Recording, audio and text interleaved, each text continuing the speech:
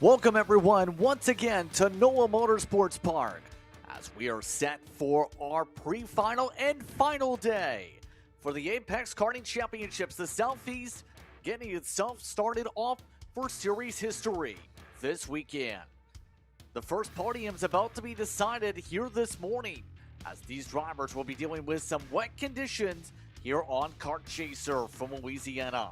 I'm Justin Prince alongside me is Taylor Burris as we're moments away from the start of the KA part of the program. So far this morning, quite simply, it's simple. It's been wet out, Taylor.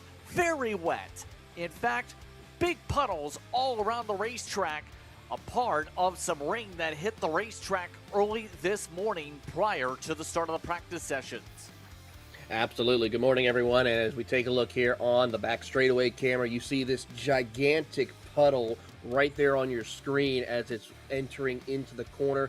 That was a major passing opportunity yesterday. Today, it's not. There is no chance someone's going to try to send it on the inside in this part of the racetrack with how big that puddle is. And also, you see the wind is blowing. We're expecting winds anywhere between 15 to close to 20 miles an hour. Temperatures are going to continue to drop, hitting into the mid-40s by the time we wrap up today's action here at NOLA Motorsports Park in Avondale, Louisiana. And I got to say, drivers, teams are going to be struggling and scratching their heads on how to make the proper setup out here because we know for a fact there's going to be no more rain. But the problem is going to be the question, do we go out there on wet weather tires or do we stay on the dry tires knowing that the track is going to change and the weather is going to dry off slowly, but eventually we could see some dry spots later on this afternoon. Key thing to remember for drivers, it is always driver option per the series rules in mixed conditions, which means it is up to them to decide if they want the dry or the wets here today. Now, the KA Masters are already on the racetrack and getting set to go for their pre-final. Looks like 3 cars able to make it onto the racetrack out of the 4. It's Shane Burkett, Brent Estes. You also have Thomas Sherrick. Curtis Terry was to be the 4th driver for your starting lineup, a part of the KA Masters here this morning. It appears we did lose one before we got rolling here. Remember, Burkett had some great speed to pull away from the rest of the pack earlier on today. We'll see if that continues now in the different conditions as they get ready to start things off here and make their way up to the front straightaway. We're happy to have you with us here on Kart Chaser. The Apex Karting Championships, its inaugural race weekend, is ready to get fired off and ready to roll. 9 minutes plus 2 laps is the format for the pre-finals. These drivers are underway for your pre-final.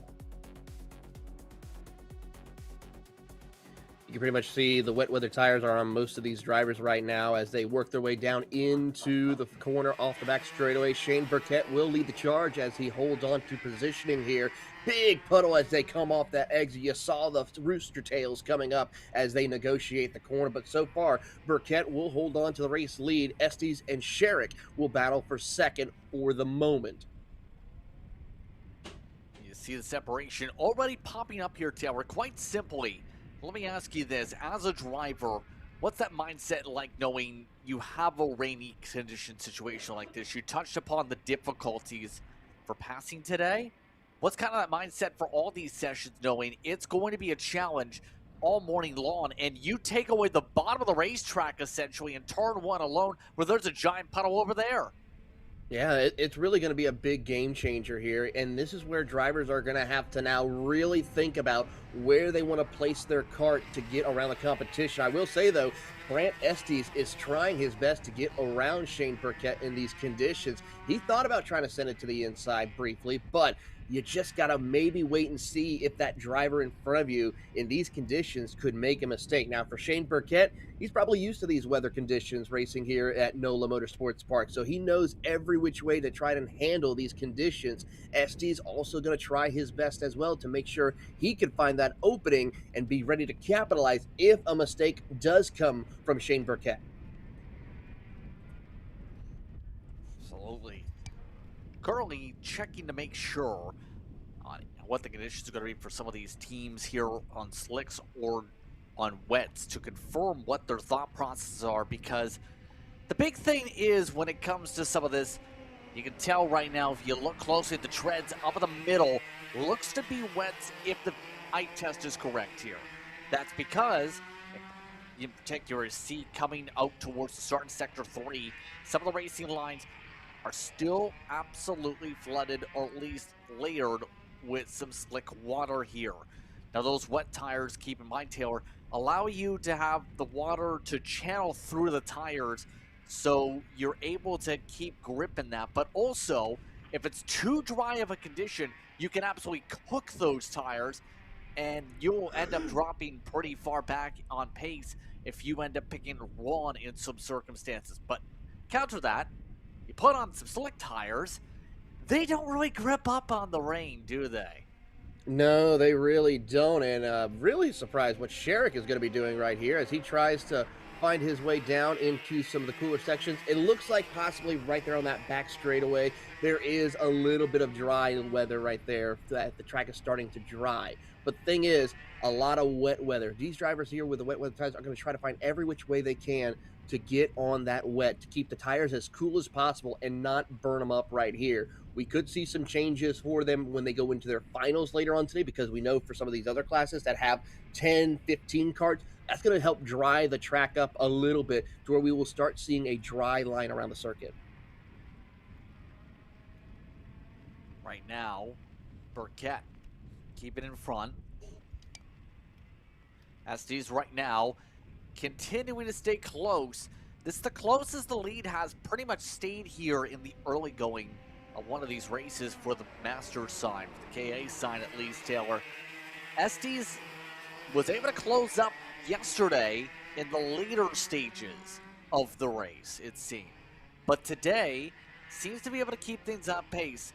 One of the main things I've always noticed when it comes to this here, Taylor, when rainy conditions or wet tracks in general, it's the great equalizer to be able to compress things where it's in dry. You have a good car, you can break away with this package. You don't have that rev limiter like you do in the Briggs to Stratton. The engines just are able to keep on carrying forward on speed, for example, or down through as it goes up on the rims. But when you have wet tracks, at least to me at least, you have that ability for the racing talent of the drivers to really compress. And that's why Estes has a chance and does take the race lead down the back straightaway. Beautiful pass right there by Brant Estes to take over that race lead. And yeah, you touched on it. The rain is going to be that great equalizer. You know for a fact this is the early morning here today. It's a lot of wet conditions still out there. Maybe just Shane realizing, hey, we still have a finals to go where it's all for nothing for the big points and the big trophy here today. You want to make sure you keep that kart ready and stable enough and make no mistakes in order to keep yourself in contention for the finals. That is what also Shane could be doing out there, not really pushing the envelope, saving that kart for the last final push later on this morning. Especially since those finals today will be 12 minutes plus 2 laps with an extra 3 minutes up on the board. We go racing later on this morning for these classes in the winter conditions. Keep in mind that most of these teams elected not to put their karts on the track in the Masters side, though. You know who was the one driver who did get the practice time in, Taylor? It's the one that's in the race lead.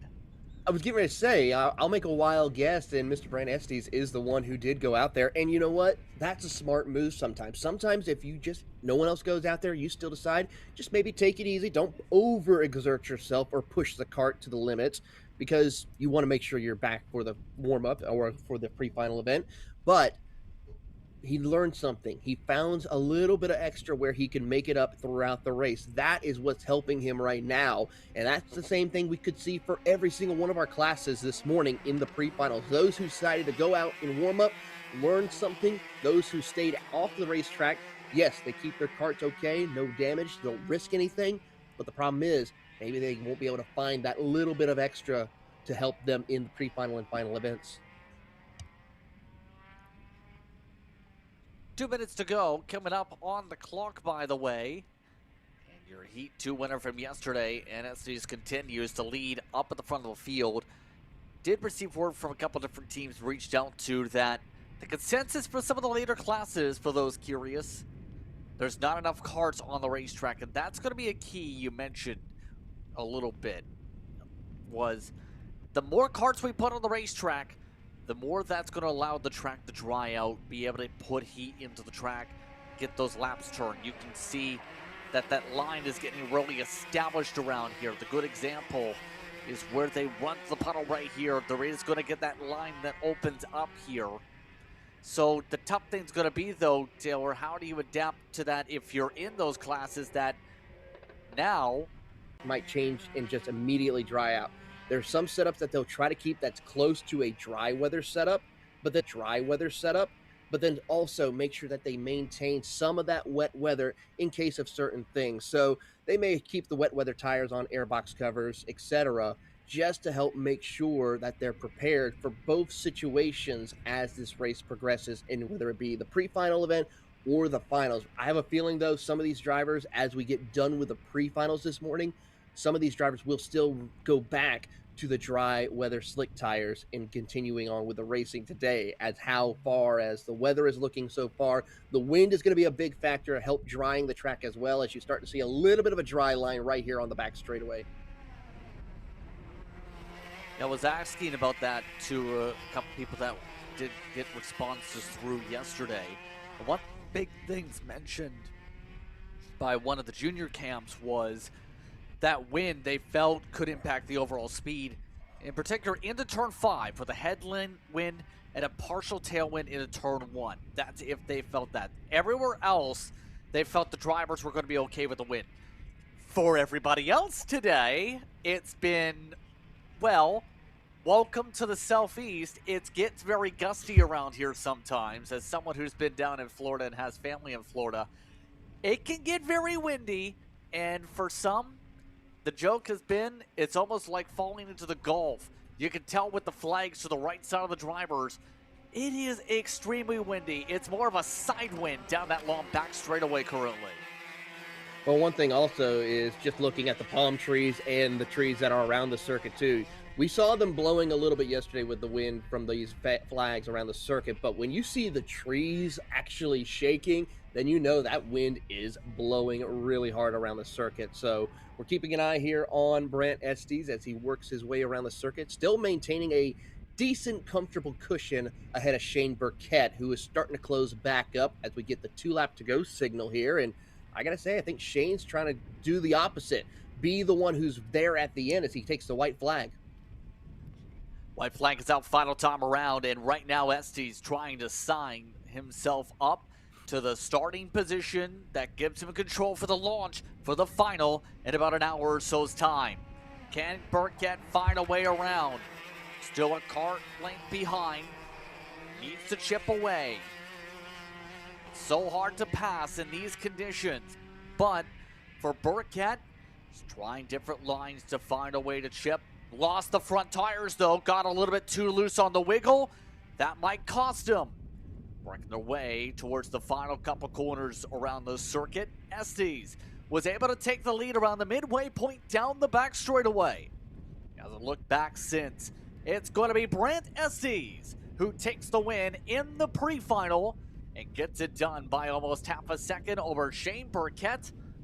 Thomas Sherrick was the other driver on the track. He finished 3 seconds behind, and of note, was trying to use his car to dry out the bottom of the racetrack a little bit compared to the others who are using the outside down the back straightaway. So once again, Estes picking up the win here, Taylor, to start things off amongst these drivers. A great opportunity for Brant Estes to come home with that pre-final win, to start on the front row and the pole position, where he will control the start of the finals today. That is going to be a big help for him as we get set for the finals later on. So these drivers having an interesting time for these competitors. We'll see if that continues on, to say the very least, because the next class is where you're going to have to see a lot of drivers think about their approach. A few of the competitors took part in final practice, but we have 12 on the entry list. Of note, Daniel Perez is set to be the last of those starters with the qualifying metric, but it's James Overbeck that will be the first of those. You know what his point tally was out of the qualification points for the heats? A 2. The high was a 26. So Overbeck, the most consistent out of everybody yesterday, looking to carry that forward today, do James Overbeck things. Absolutely, James Overbeck is looking to do that. And I did talk to some of the people over at PPK, that being the owner of John Seglum, and they decided, you know what? We're not here to play checkers. We're here to play chess. Yes, we saw drivers like James Overbeck having to deal with certain things. I mean, getting passed on the last lap in a couple of races, whether it be in the 206 category as well as the KA category a couple of times. They're here to make sure that they're there at the end, ready to strike and take over. Tire management for them is knowing it's going to be a critical situation and making sure they don't overheat the tires. Of course, right now it's going to be a little bit different with the weather situation here, but they feel confident that James Overbeck will put them in the right spot to take home wins in both classes today. It's been an interesting thing to watch for, right? Is being able to adjust to those tires. One of the major things here too is overall it was supposed to be a cooler day in general. You mentioned yesterday a potential frost warning was in the forecast, to say the least, because we went from the 70s to the 50s on the average for today. What else do you, as a driver or team, make adjustment-wise outside of just the tire pressures? Because remember, some of the teams mentioned gripping their karts up. There's a lot more grip you would expect later today. Not right now, but once the track gets dried out, it's going to be a lot more grippier for the afternoon sessions in particular. Well, I mean, the problem is, though, Justin, is the track is not going to be as grippy as what we saw yesterday because of all that rain. It washed off. We're pretty much having a green racetrack here, so the grip level is going to change a little bit as we progress through the day, of course, but it's not going to be that same grip level that we expected to see after 3 days of racing on a normal weekend. This is going to change a lot more aspects, a lot more areas. Drivers are going to be trying to search for different lanes throughout this event. And one thing to keep in mind too, Justin, is we're going to see drivers trying maybe some new lanes that we didn't see either on Friday or take a look at the practice results from this weekend on Friday or Saturday. So that could be another thing to keep an eye on. You notice a lot of drivers that were, and we mentioned this a little bit in the first race with turn 1. You know how big the puddle got during the practice sessions? They actually went out between the third and fourth sessions for those who kept an eye on our cameras and our coverage.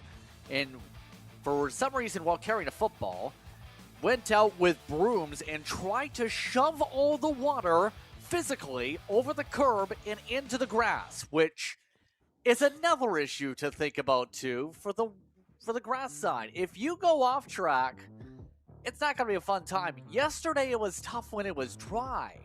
You're talking about grass that has also been cut here now compared to yesterday, but it's still pretty long and is also now going to be factored by wet weather.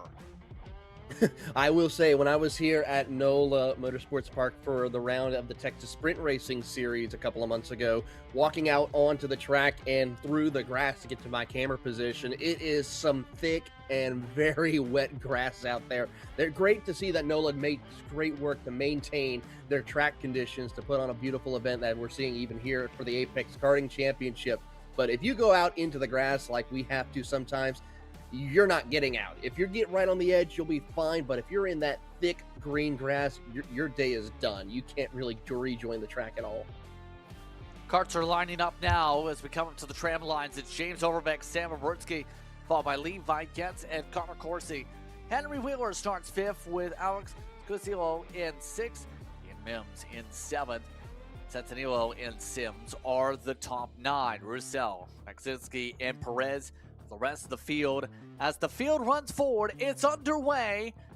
Will they be able to battle it out? Or will the patience reigns supreme here. Single file down the back straightaway, but the race lead, thought some moves going on there, but Overbeck holds on to the rest of the field, goes through. Beautiful drive right there by Overbeck. Avrutsky thought about making that pass work, but could not make it stick. And as they do so, watching on, their top two have separated. Of course, he holds on to the third position as the gatekeeper, as they now swap around. Henry Wheeler moves up into the third position with that pass.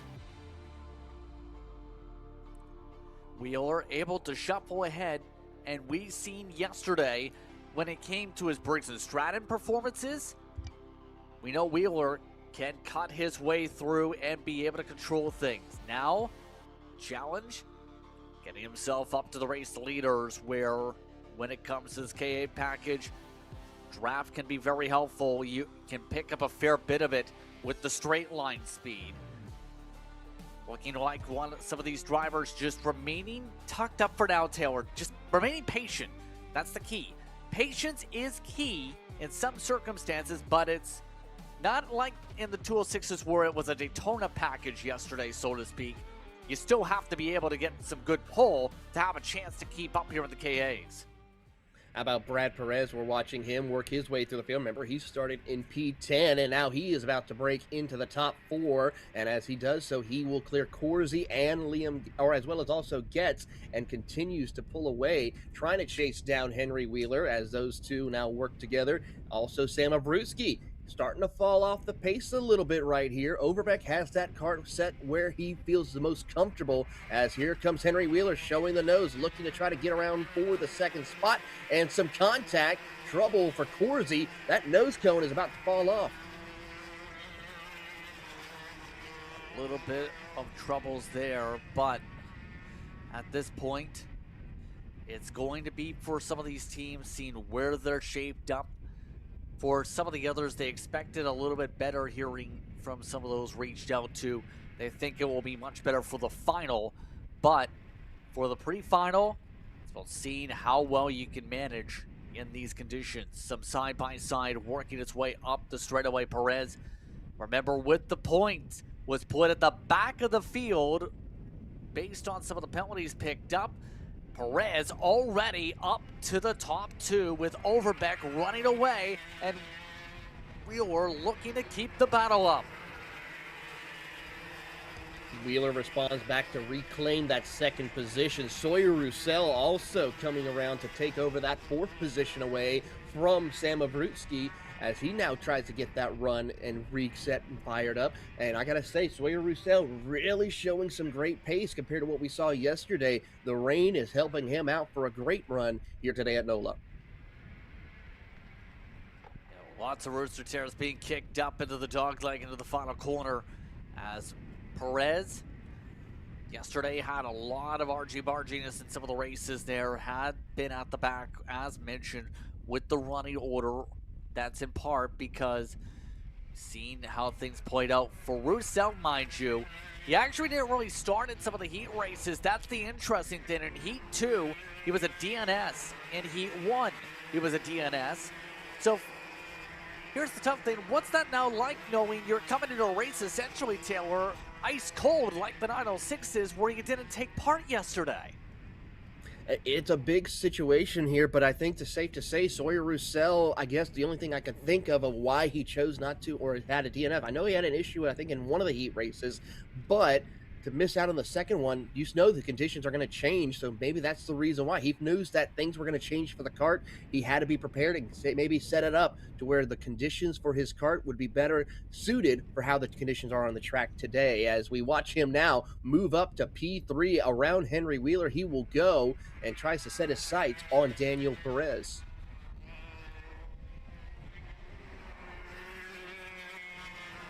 He was gone all day, just confirmed. So that's what I thought in terms of that.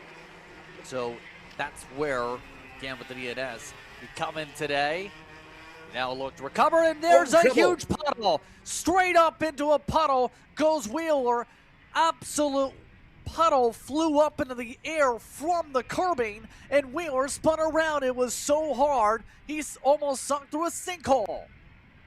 I mean, he pretty much evaporated that entire puddle. I mean, you just saw this plume of water go up in the air. Tough break for Henry Wheeler as he will drop outside of the top 5, going to about 8th position right now. So with 3.5 minutes to go, he's pretty much is going to be stuck where he's at. He might be able to recover a couple of positions, but not a whole lot here as we watch the rest of the field cycle their way through. There you see Wheeler tailing Charlie of the field. Tough break for Henry Wheeler in that 908. You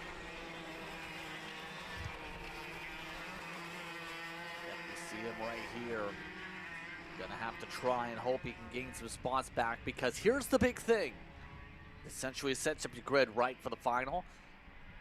And with that final, you have some extra time, and the tough thing is going to be going from the back to the front. By the time you get through so many drivers, someone like an Overbeck, well, he's going to be gone. Speaking of which, here's the key thing. James Overbeck doing something interesting and potentially smart, trying to dry out the line with the big advantage. Try to set something up for later possibly, so that inside line is a little bit drier, but also try to help cool down those wets. Because remember, we talked about this earlier, when you drive wet tires on a dry surface, it overheats. Some people we've seen in some real stock car races use the puddles to cool down. The 910 of Sims has a spin at the back of the field, so that gives Wheeler a spot. But there is some possibility of the drying of the track, but also maybe trying to just cool down those tires maybe a little bit if you're Overbeck, who's got an 8-second advantage here. And then when you have that kind of advantage, you can do stuff like that to help out for later on today. There you see him back at the bottom of the racetrack on the backstretch, while we see the driver of Daniel Perez just following the normal racing line here. And it's also good just to continue to do that. We have some battling for positions just behind with Zacilio and Corsi. As Corsi is going to try to hold him off in that comp cart, but that Kart Republic we see from Alex really starting to come into play here. Really good pace that he's been showing in this pre-final event. Now when Corsi goes around, Corsi had a front nose shuffling around right before that point. Now, as it come out of the grass, looks like the front nose plate holding on with one of the bolts maybe coming loose there, but that spin obviously going to cost a lot of ground there, was pushing hard coming out of the corner in the first place, as we're down to the final couple minutes of this one.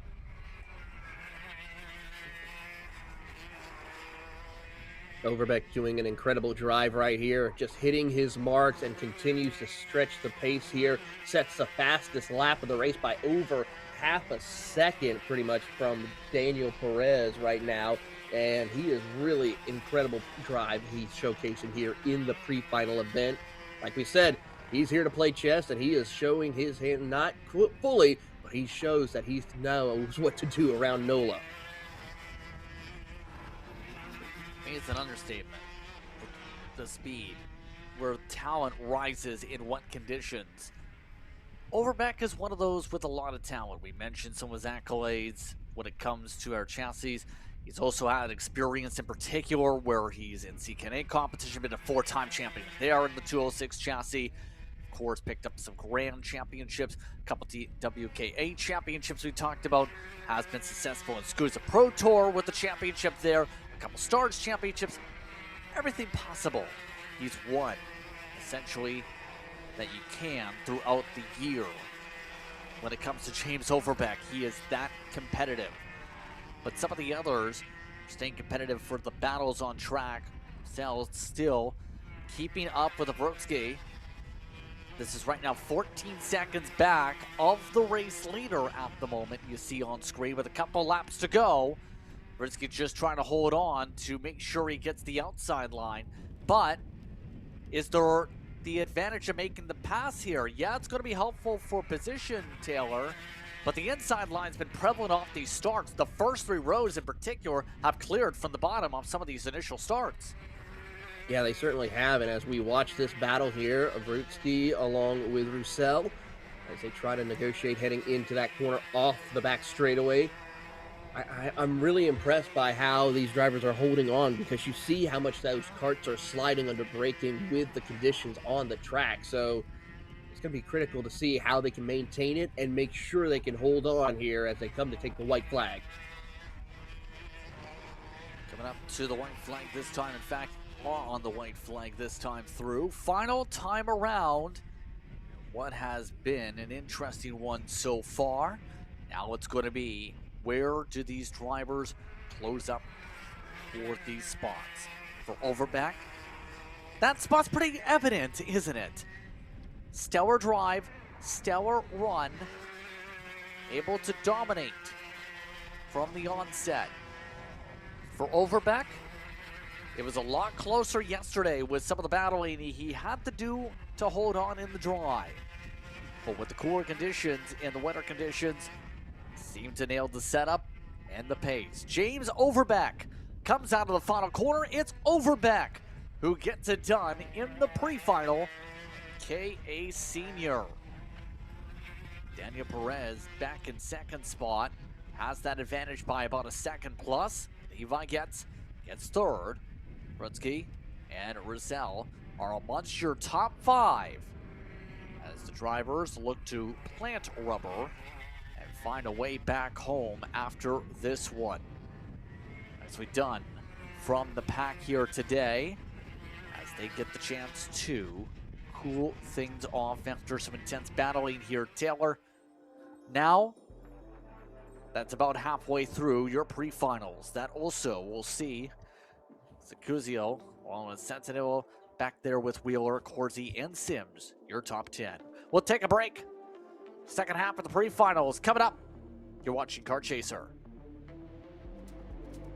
Join us for the biggest kart racing convention of the year, the 40th OVKA Kart Racing Trade Show and Swap Meet, Saturday, January 24th, Roberts Center, Wilmington, Ohio. Whether you're into sprint karting, dirt noval racing, road racing, unlimiteds, or vintage karting, there are deals here for you. Shop our 60,000 square foot show floor, filled with the karts, parts, and supplies you need. Network with kart racers of all disciplines from across the country. Get insights from experts at our performance seminars. Visit our Intro to Kart Racing open house to get started in racing. Visit OVKA.com. Vendor registration is now open. OVKA.com.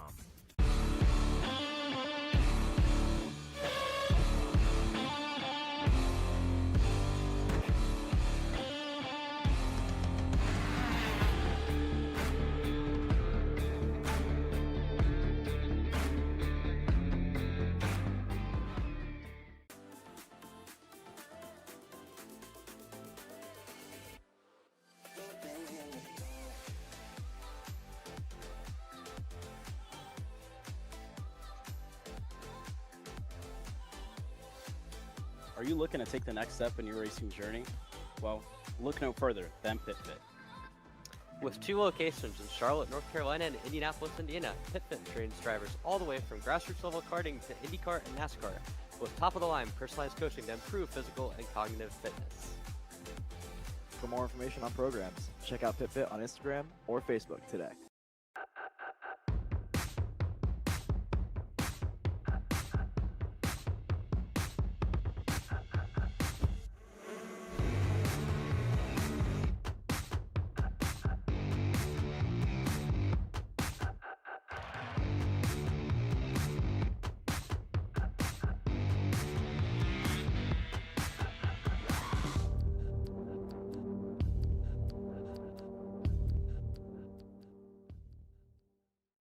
Are you ready to get behind the wheel? From Formula One to NASCAR and IndyCar, all the pros start here.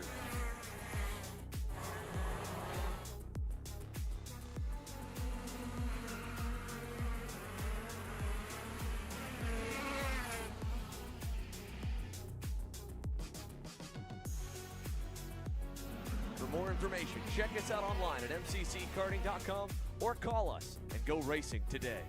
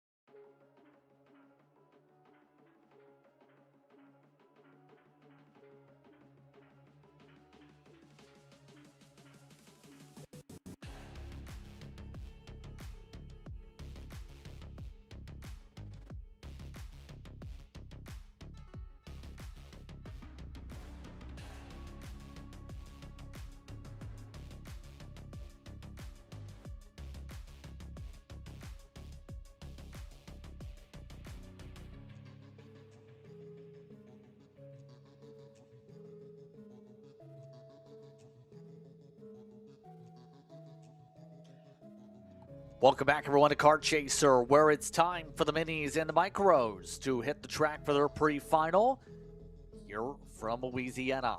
The Pelican State continues to see if Pelicans are able to fly their way through the gusty winds.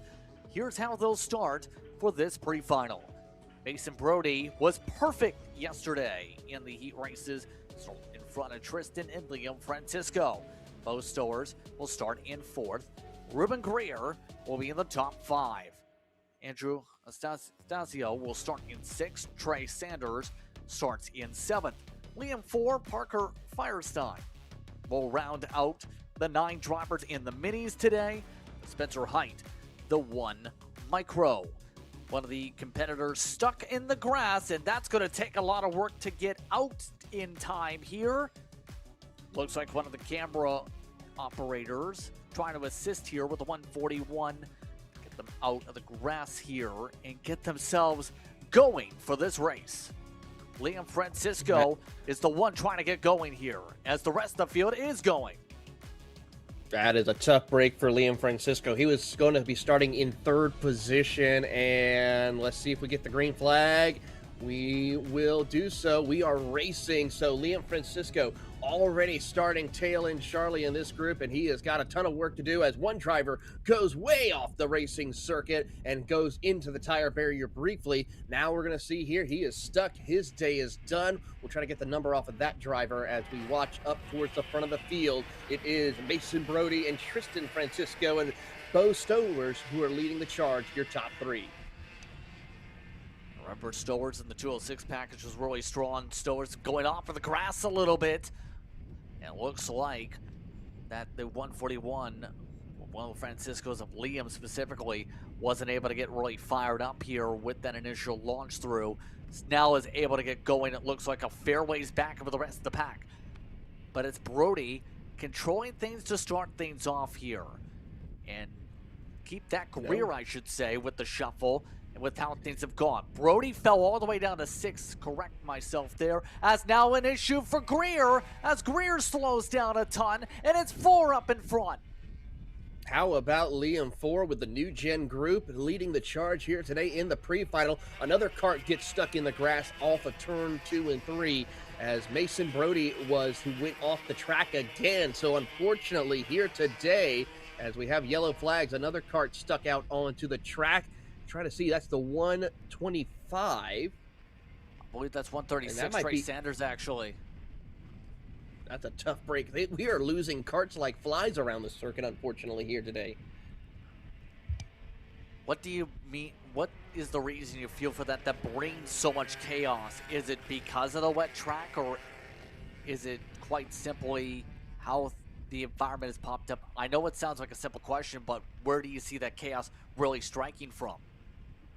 It could be a mix of things. Inexperience, of course. These are young kids trying to learn how to race in these conditions.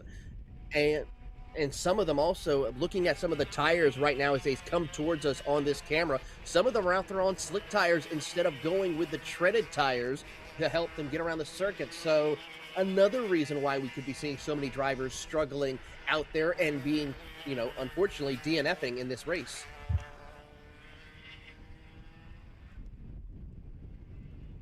Both the Franciscos, for reference, enter this race on slicks, and here's the thing.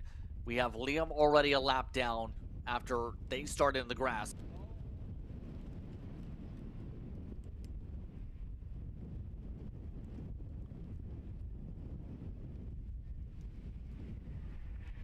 Risk that in some cases you might have to take here to see what's going to work here, because in the final, there's probably going to be more drivers on those said slicks later on.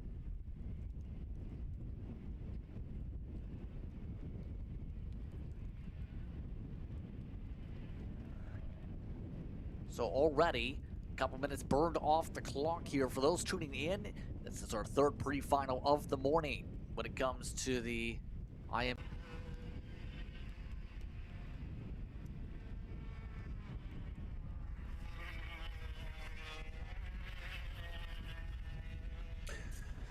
Watching on here as Liam 4 and company are trying to work their way around the circuit. It was already some windy conditions as he is trying to maintain it. Ruben Greer closing back in, and it's a matter of fact, he has retaken the race lead as he comes across the line. Actually, the gap is now down to 0.2 of a second between himself and 4. Bo Stowers some 3.8 seconds back. This is going to be an interesting fight for the race lead because 4 is now holding on. Here comes Greer to the inside. Greer is on those slick tires as well, so that's going to help him out in some parts of the racetrack, but he is going to have to tiptoe around the infield section where a lot of that heavy water is still on the racetrack. And we're seeing, as a result here, remember, we're just talking about potential transition point. This is that transition point where there's no longer the puddle in one part of the racetrack. One team owner did mention that they believe that with the setup they had first unloaded, it was basically with the rubber buildup, the 206 is going to have the challenge later, but they expect the final to be fully dry. And well, that's where we see that expectation on this for these competitors really coming to fruition for these minis outside of the puddles and some of the passing opportunities. The racing lines themselves seem to be just about bone dry. Now as they go for the rest of the pack here, 4 still having a solid run. Stowers has lost a ton of ground here at the very least, but some of the others on track are going to have to go to the drawing board that we've seen be so good in the start of the weekend. Mason Brody's going to have that huge challenge of making all of those passes back up, Taylor. Going to be starting at the tail end with Trey Sanders when we get going for the final in about an hour or so. Yeah, it's going to be really critical for Mason Brody here, and I got to say, impressive running with Ruben Greer, and I'm pretty sure for all those in the paddock right now watching how this track is starting to dry up, especially with our next pre-final with the KA Juniors, they are now trying to make that final determination. Should we go out on slicks? Should we stick with the wet weather tires? It's going to be a toss-up for some of them as we see Ruben Greer is setting a blistering pace. Tristan Francisco just came across the line. He set fastest lap of the race. Even though he has quite a bit of work to do with those slick tires, they are really now starting to get up the temperature and help out with the racing aspect for him right now. And obviously, as a team owner, you're definitely watching this and taking note as mentioned here. So, at this point, you can already guess where things are going. But for the rest of the field now, Taylor, kind of that mindset now is going to be, you got the water factor taken care of, it looks like, for the most part. Now it's about the driver aspect. What are you still telling your drivers here today to be able to maximize points? Because was checking how the points were structured for this weekend. 50 points was picked up for each of the heat race victories for reference. You get 100 if you win the pre-final for the point standings, Taylor. So it's still helpful for the points to be able to do well in these races. That's the understatement of the day, because these are your first points of the championship that are being put up on the table here with these races here this weekend. I mean, absolutely. It is critical to talk to your driver as well as coaching them of what they need to do around this type of situation. Be smart. Let others make those mistakes. As long as you keep it on the pavement, like we're seeing. I mean, we're seeing with Andrew Anastasia, Tristan Francisco. How about Parker Firestein? Remember, he was towards the middle to back half of the circuit in both our heat races. But with him being smooth, consistent, staying out of trouble, he's going to end up with a handful of points to help him out in this pre-final event. A great run for him. That's going to be the critical thing. Stay out of trouble as we watch Ruben Greer leading off with 30 seconds plus laps to go.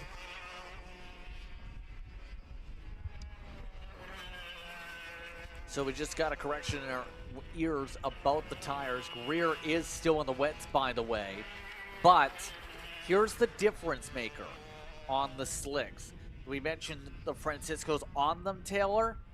Tristan Francisco lost 17 seconds as a result of being on the slicks to start. He's now the fastest car on the racetrack by 0.6 of a second right now. So a bit of a difference on pace. It just took that long for the dry line to form up here as you see traffic factor in and slow up Greer a bit.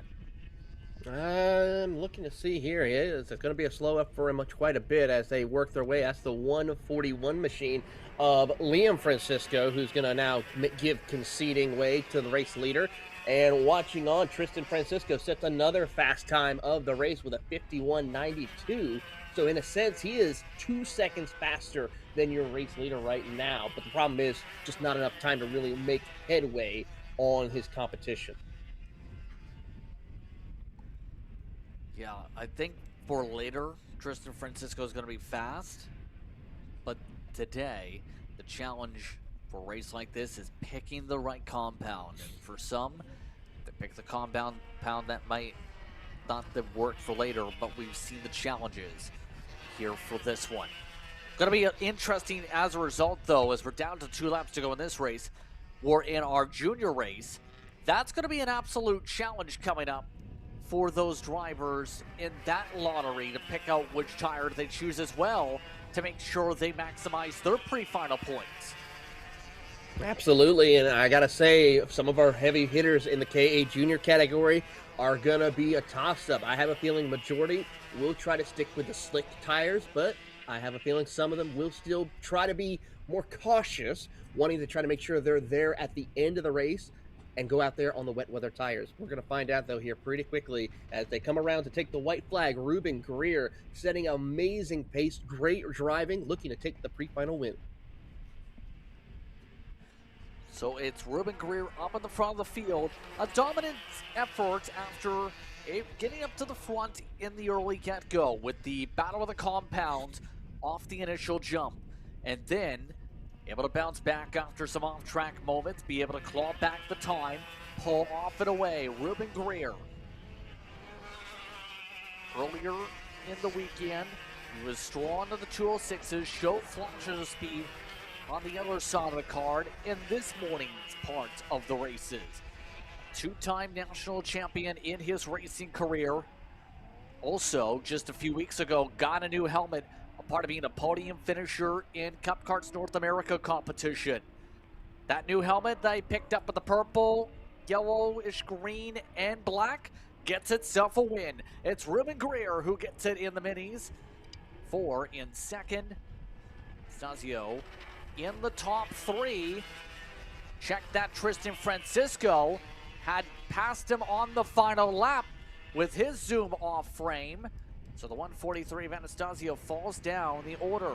Stowers was in a close battle on this final lap with Firestein. Spencer Height, he picked up the micro victory either way. Talked with that family quickly, and they did mention their hope today was to keep the speed they have, and they've loved this atmosphere this weekend. So the drivers are having a good atmosphere despite the weather conditions here today, and we'll see where they shape up in their finals.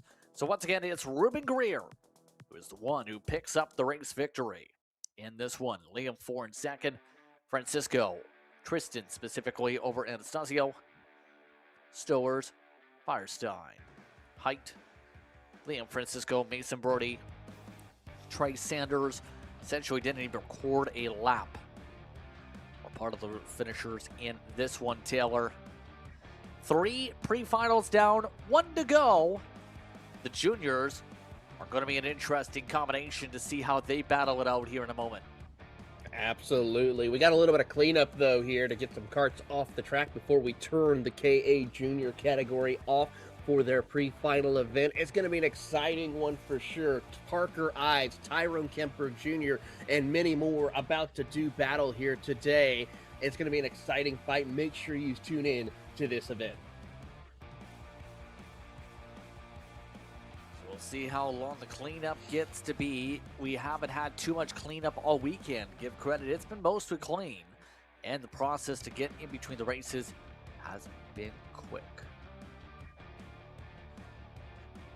So, we'll allow the drivers to be able to clean up here. So, let me ask you this here, then, for our next grouping of drivers for the juniors. Tyrone Kemper Jr. and Parker Ives, they've been very close on pace here this weekend so far. Who do you like the most and why so far when it comes to those two?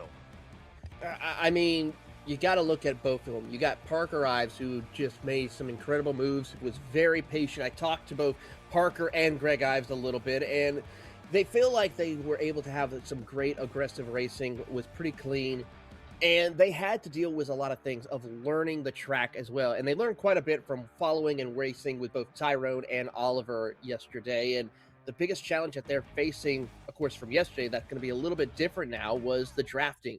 It was so much drafting action, especially on this back straightaway, where they try to find a way to place their kart in the right position to stay ahead of the competition. And of course, one thing now is the weather that we're dealing with. But you look here, that dry line is starting to come into play more and more. But they feel pretty confident that they have what it takes to come out with this race win here today. And let's talk about the Ives family, of course. Known for Greg Ives, part of Hendrick Motorsports in terms of that experience side of things. The talking point was in terms of that for these drivers was quite simply, they felt like the motors were going to run better today because the cooling temperatures, because that's a factor we haven't touched upon, is when the temperatures are hotter, Taylor, that impacts your motors a little bit in terms of some of the air temps, in terms of how those gauges may run, how those temperatures go up. Well, but the motors, it's going to be about, for these drivers, the adjustments they had were about the needles, making sure those were good on pressures from then on out. And now we look to see how they found those adjustments in the practice. A majority of this field did take part in the final warm-up. Tyler Kemper Jr. is on the pole for this race. Parker Ives in second. Cameron Johnson in third, with Nyberg in fourth. Harrison Burklow alongside Sean Portnov in the top six. Raleigh Double-Ear will start in seventh with Jet Price down in eighth. Jordan Lapin starts in ninth with Colton Sneakenberg in the 10th spot. And Siva Kumar rounds out the field. One of the cards, the 864 of Harrison Burklow, having issues. But the rest of the field is into the tram lines. It's your KA Junior pre-final. Been intense between your front runners so far. Cameron Johnson's been in the popcorn seat much of the way, while Kemper Jr. and Ives have had some wrestling matches for these leads. Let's go racing once again. An early jump this time. We're underway once again from NOLA. And a good jump for the top two as they make their way down the back straightaway. Already want to use that bottom of the racetrack that they've been trying to work at when they've had big advantages. Ives stays behind, while Kemper Jr. sees the pass work out in behind, causes a bit of checkups as third on back scrambles about. How about that? Now Nyberg goes off the track. He goes a little bit too wide once again. His day is done. A tough break for one of our front runners here in the KA Junior category, as Parker Ives is going to stay comfortable in the second position, working his way through. We watch a little further back around here, and amongst another kart goes off the track as well. That looks like to be Burklow as they battle for drivers inside the top five. How about Schneegenberg going all the way up into the top four with some of the chaos trouble? One kart goes around into turn two. So chaos abound for a lot of drivers here, to say the least. In the top two have broken away. Ives trying to plot and plan here. Keep in mind, just a few minutes ago, before some of the other pre-finals, it was the question on from their camp, do they go with the slicks or do they go with the wets? It depended on how many karts were able to dry out the racetrack. Right now, Ives is doing a good job matching up with Kemper Jr. at least on the tire compound they did end up going down with. Still, a couple minutes burned off the clock here. More than 2 seconds picked up on Cameron Johnson off the rip. Portnov was that driver that was off the racetrack who fell down the order as a result, while Parker Ives rises up to the occasion to the point. Beautiful pass right there by Parker Ives to take over the race lead. He has learned a thing or two from Tyrone Kemper Jr. here at his home track as they work their way through the infield, and now starts to stretch out that race lead by about a kart length advantage as they head through that wide sweeping corner here. But Kemper gets a good run. He tries to show the nose a little bit, gets himself set up. Now we see the driver coming through to the inside. A slight bit of wheel banging continues on. No harm, no foul as they work their way into the front straightaway. Kemper retakes the lead. Back and forth they go, as just looking to confirm with the teams direct on those compounds as they continue to shuffle out that advantage massive over some of the others. Remember, the last race, the slicks advantage was significant in the later stages, but at the front of the race, not so much. There's been a lot more laps turned around with this track drying out a little bit. Kemper Jr. last time through was in the 47.9s. Now to compare that to yesterday, in terms of some of the heat races, that's the big question mark for a lot of people on the pace. Yesterday, for the tempo for the KA juniors, they were in the 44-second bracket. So you're still talking about a 3-second difference compared to the start of the run. Ives able to go side by side for a split second, goes back in line. Everyone is on slick tires, so this is going to be exciting to see. It's all a matter of how well you can hold on, not make a mistake, stay off the puddles, and stay on the dry line, and be prepared to make some of those passes here as we watch them work their way through. Parker Ives, I think, might have had a little small mistake as we see Tyrone stretch out that race lead towards the back half of the circuit here, and coming into the final corner, gap now just about half a second, I would have to say. So those slicks now in full effect as mentioned, and now it's going to get faster and faster. You have to think, Taylor, that's going to be the key. It's still not bone dry, but it's still enough to where you still have rapid pace compared to earlier, where here's the difference with some of the other classes, like the seniors, they're still in the 52 second bracket, give or take. There's been a 5-second pickup between some of the classes here as a result of this track drying out. Absolutely, and it's going to continue to get that way as we progress further into the day, as here comes Parker Ives with a big run. Tries to get the run going for him, could not make it stick as they come through the final couple of corners. Kemper's going to hold on, but it's incredible to see how the tires are going to start to change more and more, and critical for how these drivers will choose that. I think it's safe to say from here on out, we'll be seeing slick tires from everyone going on the track.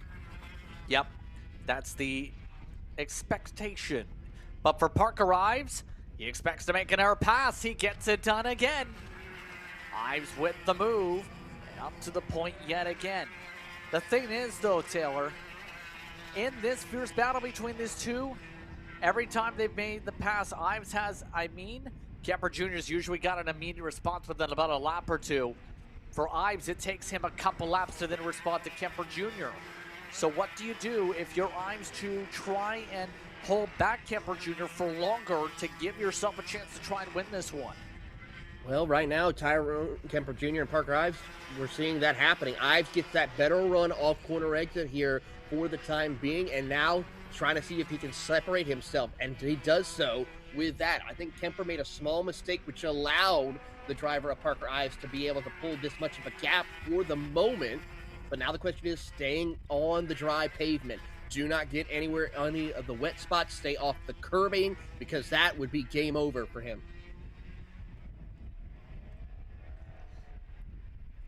Kemper Jr. loses ground over this one as Parker Ives into the 46.5s with the raw pace picked up here.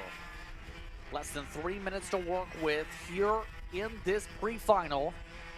Snegenberg, by the way, to give a shout out to them. Right now, they're about 3.7 seconds back of the leader, but your biggest mover by far after what was a disastrous day. See them up the back straightaway.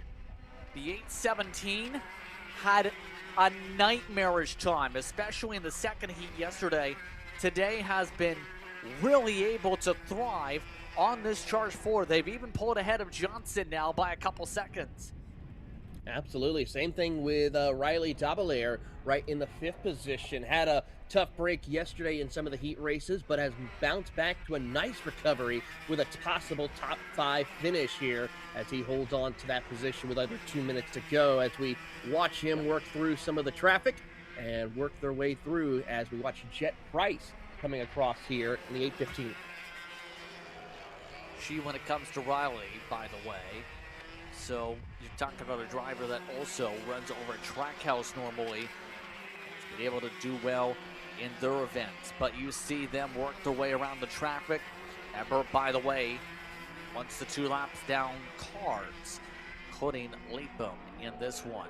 But that 8:17 is Meekenberg, for reference, yesterday, last in the first heat race of the event, was 9th in the second after starting around that middle of the pack.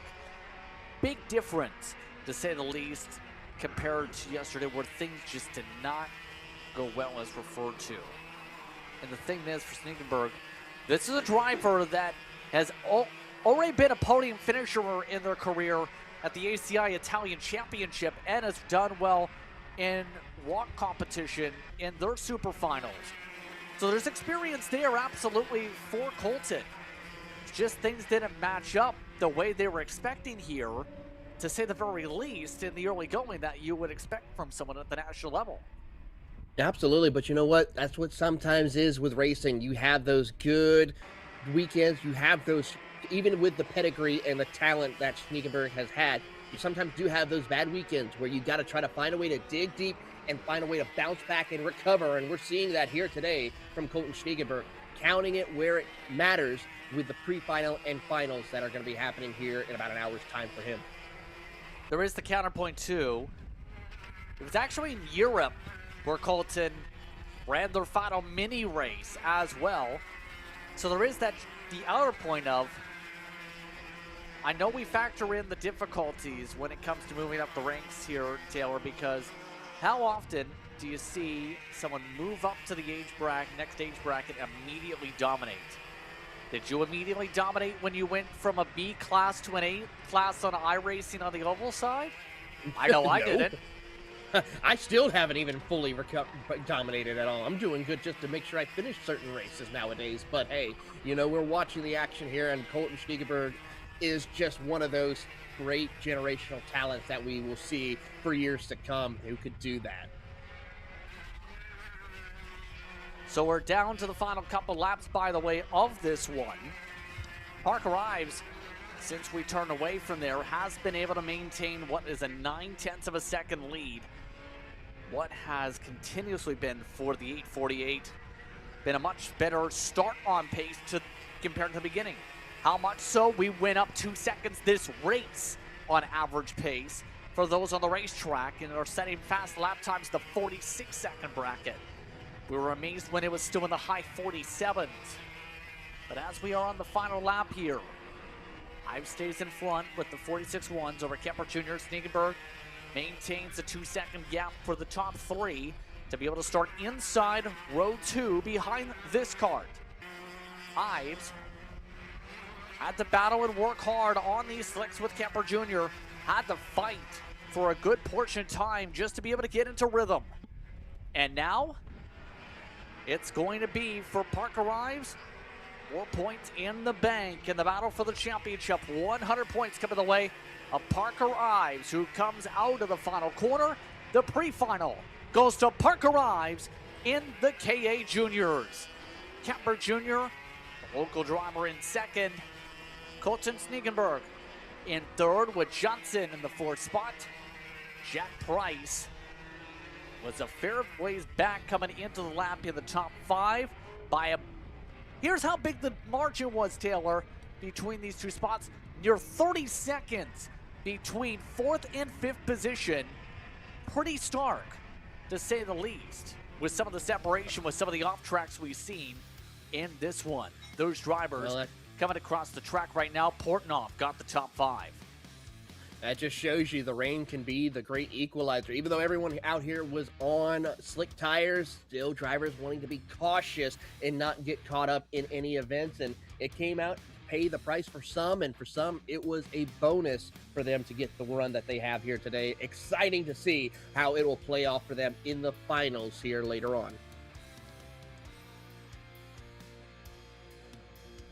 So once again, the field getting sorted out. Just got confirmation for those watching along as well that to add into the storyline for Snegenberg, actually had suffered a burn yesterday during one of the race events and had to get benched by medics and had missed one of the starts in the heat races, hence part of that factor in too. They come across third behind Ives and Kepper Jr., Johnson in fourth, Portnoy in the top 5, Price in the top 6, Cavalier in 7th, Burklow, along with Nubbert and Sivakumar in the top 10. Jordan Lapham finished on what would be the second tab in this field. So with that being in mind, we'll take a quick step aside. We have about a few minute break before we get to the finals. It'll be 12 minutes plus 2 laps for our finals today to decide our first ever podiums in the history of Apex Karting Championships. Who makes history? Who gets some photos? Who gets some hardware? We'll find out in about 15 minutes.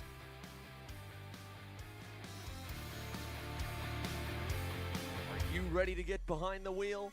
From Formula One to NASCAR and IndyCar, all the pros start here.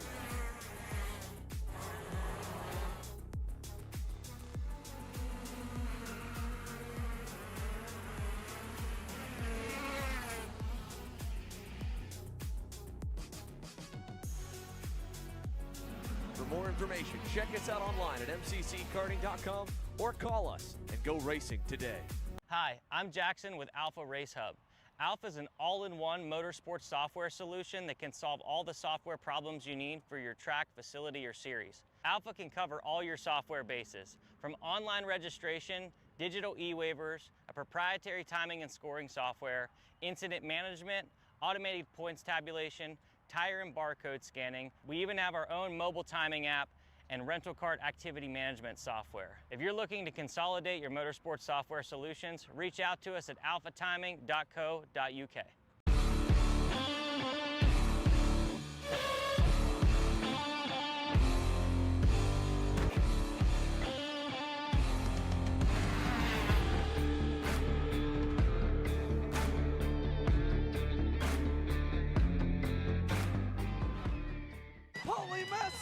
Wins the Wisconsin Grand Prix! James Overbeck on start number 2 gets win number 1 in OKN Stars.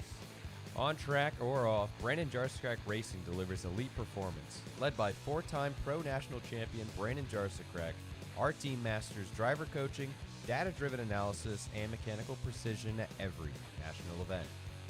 Contact us today at BrandonJarsekrakRacing.com.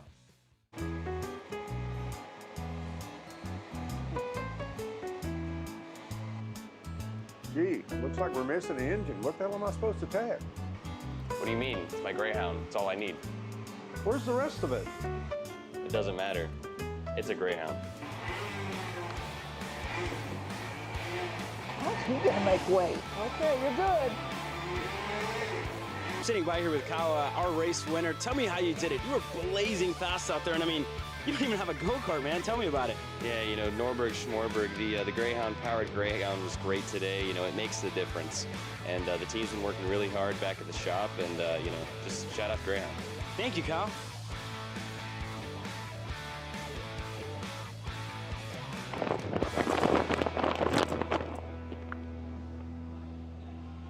How the f did you just win?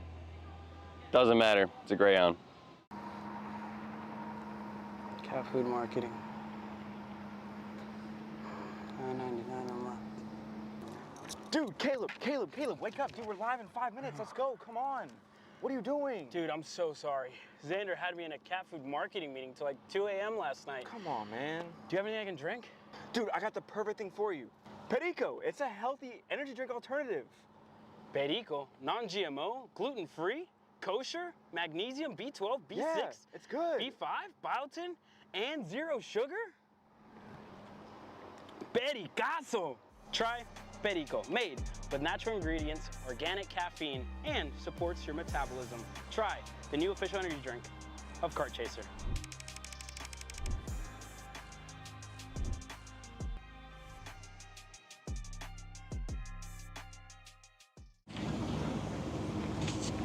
Kyle, what are you doing? It's got my new Greyhound seat. You don't even have a cart. Doesn't matter. I have a Greyhound. Who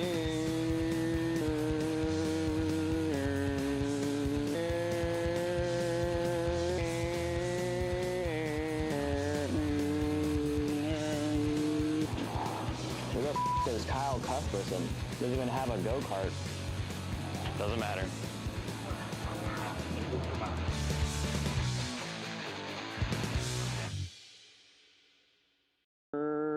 Cuthbertson through on Turney. Turney in the dirt. Are you stuck with your kart racing? Not sure the ideal kart setup? Or going to a track for the first time? Well, Kart Class has the answers for you. Our online portal has a wealth of experience and knowledge to help your kart racing. From kart setup advice to track guides that are targeted specifically to your circuit, or the driver coaching aspect with mindset, racecraft and driving techniques. If you want to take your karting to the next level, visit us at kartclass.com.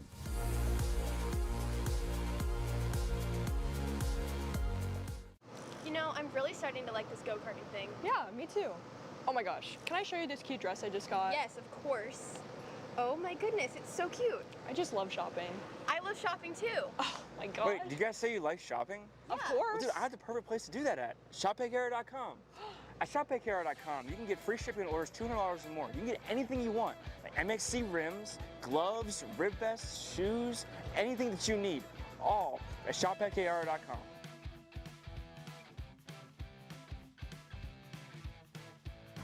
Who is he talking to? No idea. But we're gonna have to check it out. Sounds like a great deal. Sure does.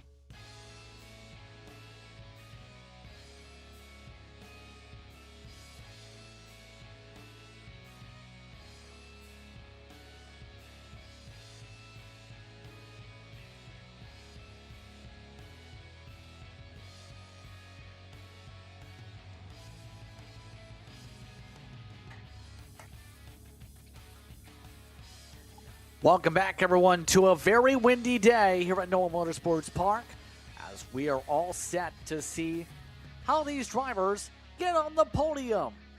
Podium opportunities at stake here from Louisiana as we get ready to find out how things play out. I'm Justin Prince alongside Taylor Burris as we continue on with today's action for this one. It's going to be fun to see how things go for these drivers. It should be and will be all slicks. That was made simple after what we've seen with the mini differences between the wets and the slicks there. And now with the speed tempo picking up for a lot of drivers, Taylor, it's about seeing how that carries over into this final.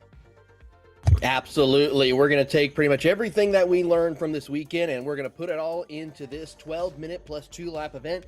It's going to be an exciting one for sure. We're happy to have you with us and try to give out the big podiums and the big trophies for our KA categories here this morning. And I'm excited about it. A lot of great racing, some of the cleanest racing I've seen in quite some time. Looking forward to it and putting on a show for you guys here on Kart Chaser. Yeah, it should be a fun time here. Again, this facility, a beautiful one to go about because there's a lot around this property here, whether it's the main track, whether it's mini golf, that is one of the things promoted across the facility, whether it's the rental kart track just around the corner from some of the corners around here. There's so much you can do, but the field is ready to see what they can do in their main event. It's the KA Masters main, with Brent Estes up in the front row with Shane Burkett. Thomas Sherrick will start in third. Curtis Terry had elected not to take part in the pre-final, but appears to be out there for the final. So 4 karts on the racetrack, and with today so far, to be where the championship points get shuffled to.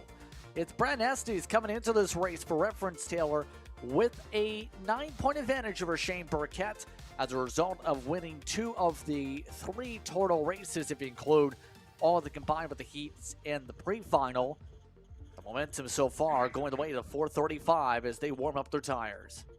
Absolutely. It's going to be an exciting one to see how this will all play out. 9 points is a difference. Who knows if that could be the difference when we crown our champion here in a little over a month's time here as we get set for the next round after this race. And green flag is out and away we go. Brant Estes with an incredible jump on the field as he takes over the race lead over Shane Burkett.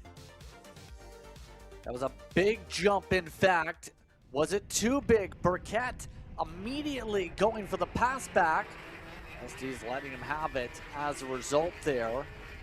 That was very close to the start of the commitment cone, but for Estes, doesn't get the chance to capitalize and hold on. But the top 2 do pull away from this. Did ask one of the team owners and Bobby Krug what his thoughts were with the rainy conditions.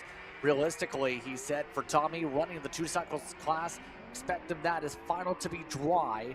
They felt like they're going to be very close in terms of that decision on that mark. That was before the times with the minis. And we've seen already how much Burkett with the dry can pull away on the short run. Great jump here on the field as Burkett will take over the race lead for the moment. Estes working his way to keep the pace up and try and make sure he does not lose Shane Burkett through this stage of the race. But then he's got more of a hill to climb to try and catch up. Burkett going to hit his marks here around the track, trying to make sure he be the first winner of the Apex Karting Championship, and especially on home soil for the Louisiana native. Yeah, and one of the main things that has popped up whenever I've asked a question on how has the atmosphere been like around the paddock for this opening weekend, it has been quite simple from some of the teams that it's been like a family for some. For others, it's been a very appreciative opportunity to be able to take part in history and be able to get opportunities to race, especially at this time of the year to end off 2025. It's a great opportunity, I think, to be able to be a part of something special with this championship, especially throughout the year. Remember, you have to compete in at least 2 of these events to make it to the overall final later on in the year. So a couple minutes into the action as we turn our attention back to the race itself. Burkett continues to remain comfortable in his MPG kart. Shane Burkett, someone who's raced for a good 4+ years at least, has had experience as well with Coyote chassis in the past. Also has had experience in drag racing. That's a different thing you can say at the very least get a part in if you enter drag racing opportunities. You know how challenging it is to actually run a drag racing car? I know it takes a lot to maintain one to be able to be fast in drag racing. You're talking about two totally different styles of racing, and to be able to be competitive in both is incredible, especially for someone like Shane Burkett. And I gotta say, I'm looking forward to seeing what he can do for the rest of this championship, as well as making his return to the Texas Sprint Racing Series in 2026. Yeah, that's the other part, is getting the chance to venture all across the state of Texas also, which, as we know, that series did come to this racetrack and has for a couple of years. This is that layout that the Texas Sprint Racing Series did utilize back in 2024. And that's the interesting thing about this complex is it, to me at least, we've seen all weekend so far, Taylor, has allowed open opportunities for high speed and a lot of mid-range corners, nothing low speed. It's not like you would see at, say, a Whiteland in terms of technical corners, to say the very least, where you have to be good on the brakes and good in the low speed. You have to have that good range in your engine to be able to have some good distance to carry straight line, but also can have a little bit of play with the gearing to still have to maximize speed in the corners. Absolutely, and this track here is by far, I have to say, one of the fastest circuits that we will be seeing as part of the Apex Karting Championship for the South Division. Is going to be one of those where it's making sure you keep the RPMs up, work your way through, and keeping momentum up. As you said, no really low speed corners. It's all that mid-range, leaving to get off the throttle a little bit, not really getting on the brake a whole lot, just making sure you keep the RPMs up, keep that momentum going through, and you will have a great finish or a good run in your respective classes. As we watch Shane Burkett continuing to set fast lap of the race right now. Everyone else, great job for Curtis Terry. Give him a little bit of a shout out. He's been making some incredible improvements throughout the entire weekend, and I've been watching his lap times improve as Brant Estes and Thomas Schreck are almost setting identical lap times. Problem is, they're a little bit too far spaced out to be challenging each other for the second position. Yes, indeed. We do have an opportunity to listen in on some of the thoughts. We spoke with Thomas Sherrick, we alluded to yesterday. During the weekend so far, we did get the chance to speak with him. Why don't we take a listen on what he had to say and some of his thoughts for this weekend in the 499 camp.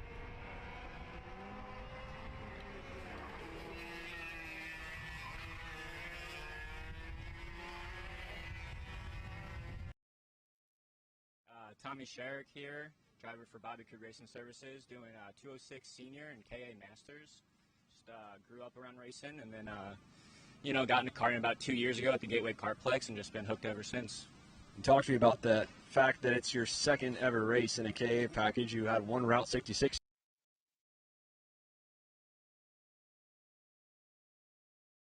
start last year.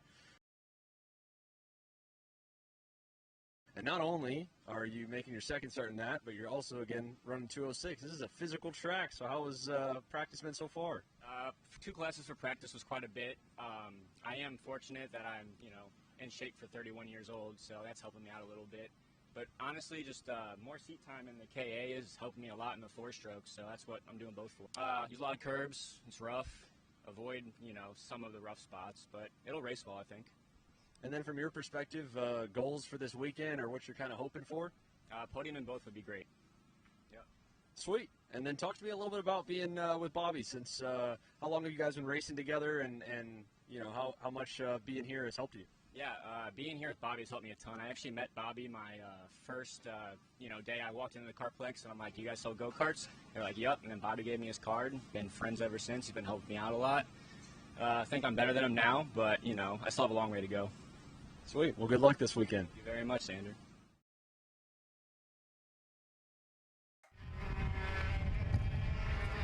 Good thoughts coming from Thomas Sherrick in terms of how he thought coming into the weekend. And the big thing to me, again, is just the second race in this package, Taylor.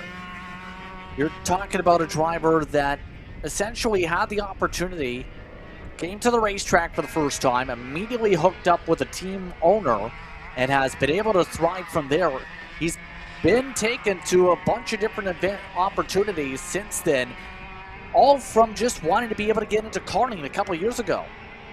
Absolutely, and it's an incredible opportunity. It just shows you that there is opportunities. You may not have any racing experience and be like what we see from Thomas Schreck. Just go to your local kart track, talk to some of the teams that race out of there, whether it be the club level, and then work your way through. I mean, this is a great opportunity and why we love the actions here of racing at karting level, because just of the so many different opportunities that it opens up for you just to get behind the wheel and race at some of the most iconic karting tracks here in North America. And racing at a series like the Apex Karting Championship gives those drivers who are in those stages that race at the club level to move out and run at regional levels and will also possibly one day go to national level events. It's an incredible opportunity, and the Apex Karting Championship is a great step forward into the grassroots karting.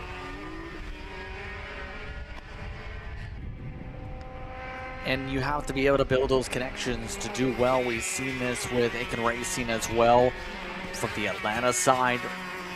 See if we get a chance to listen later on with them. But there's a lot of teams that are there for the driver development. Bobby in particular, I know from that side over the years, loves to be able to help people get better.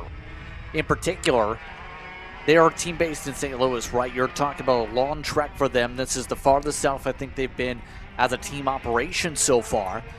And for Bobby, in particular, for Robert Krug, known that name for so long, he originally was a part of Skip Barber for some of their operations for a couple years. Also, actually ran some races there, has picked up some night championships in his career so far. Also, so a stellar driver on that side also. But we have to turn back over to the race lead, because while we've talked a lot about the 4099 camp, the 4035 kart, it's been flying. Estes, the driver who hails from Georgia, has found the long run speed again. It is like the heat races yet again, Taylor. Good speed for Burkett for the first 3 quarters, then falls off at the tail end. Now the question is going to be, he has got to make sure, can he hold off Estes in these final laps around the circuit? He's been setting the pace, but Brant Estes responds with a big monster lap around the track, a 45.8, and he is barreling down on your race leader, Shane Burkett. He's already had some big slides for the first place at the start of the lap. We've seen that at the beginning of turn 1. That's going to be the huge part. Limiting mistakes here is so critical. If you go slippity slide around this racetrack like it's an ice rink, well, you're going to slippity slide your way back a few tenths of a second. The thing is, for Estes, on the average time, including his personal best prior to that slide, he's still running 46.1s even when he's making small mistakes on the close-up. Burkett, he has been consistently dropping an extra 2 tenths per lap on the average over the past 5. Yeah, it's not a good situation right here for Shane Burkett, as here comes Brant Estes, based out of the Georgia area. He calls Atlanta Motorsports Park his home track, which he will look forward to racing at later on in the season, but it looks to try to take home a win here at NOLA as he puts the pressure on Shane Burkett.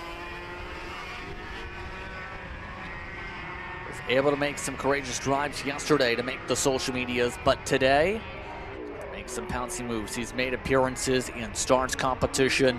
He's made appearances as well in USPKS, actually, with the Carolina Grand Prix back in May, around late May for that side of things also. But we're coming up to 2 laps to go this upcoming time through. Sherrick is also picking up time. That's how much the fall-off has hit the 442. Where will Estes get the chance to go for the race lead is the huge question. Stays lined up near bumper to bumper with a couple kart lanes right now. The thing is right now, look how he's been having a turn in the hairpins. That's one thing to note. That front end seems to have that tough bit of front bite, as you would call it. Yeah, he's looking for, trying to make sure that kart can stay tucked up. And look at that big slide right there as he tried to get into the braking zone. Lost a little bit, but look at the speed he's able to recuperate on corner exit. He'll now try to get to the inside. Burkett looks over the shoulder, trying to see if he can place the kart here in the right position to throw the block. Throws a little wide. That could open the door for Brant Estes to take over the race lead. Just trying to stay smooth with it, coming up to the white flag this time, as he's not close enough for any forces or sends here. Once again, has to flick the wheel a little bit to the right, make sure it stays stable. It's very twitchy, noticing. Some others will note when it comes to that close-in. It's found its way to down a lot of speed, but the matter of the fact is, to have the chance here, he's going to need a good lunge. Wasn't as twitchy out of one, but was twitchy coming out to the back straightaway. Burkett stays middle, as stays to the outside. Can he get a crossover move done? Yes, he can. It's Brant Estes who takes the lead with the crossover, heading up to the S. Beautiful textbook pass right there by Brant Estes to get to the crossover move, and now he starts to pull away. We see here, coming to the checkered flag, can Burkett try a last-ditch effort in this final corner? We've seen it happen yesterday multiple times, but it's too little, too late for the driver. Brant Estes, crossover, he missed a mistake. Shane Burkett takes home the win here in the KA Masters. Hit the water coming into the corner there, Taylor.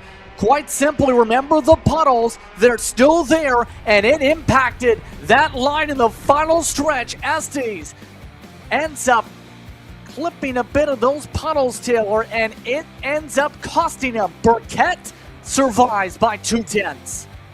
Incredible drive right there by Shane Burkett, and also for Brant Estes, but just unfortunately, one mistake where it counted for Shane Burkett to take home the win here. A hometown win for the Louisiana native, and I gotta say, it's gonna be a celebration on Bourbon Street for him tonight.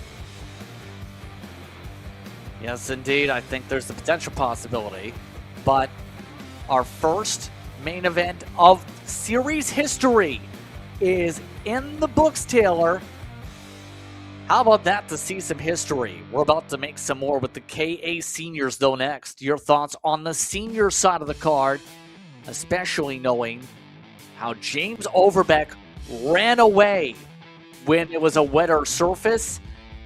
Might be a little bit tighter, to say the very least, with the dry.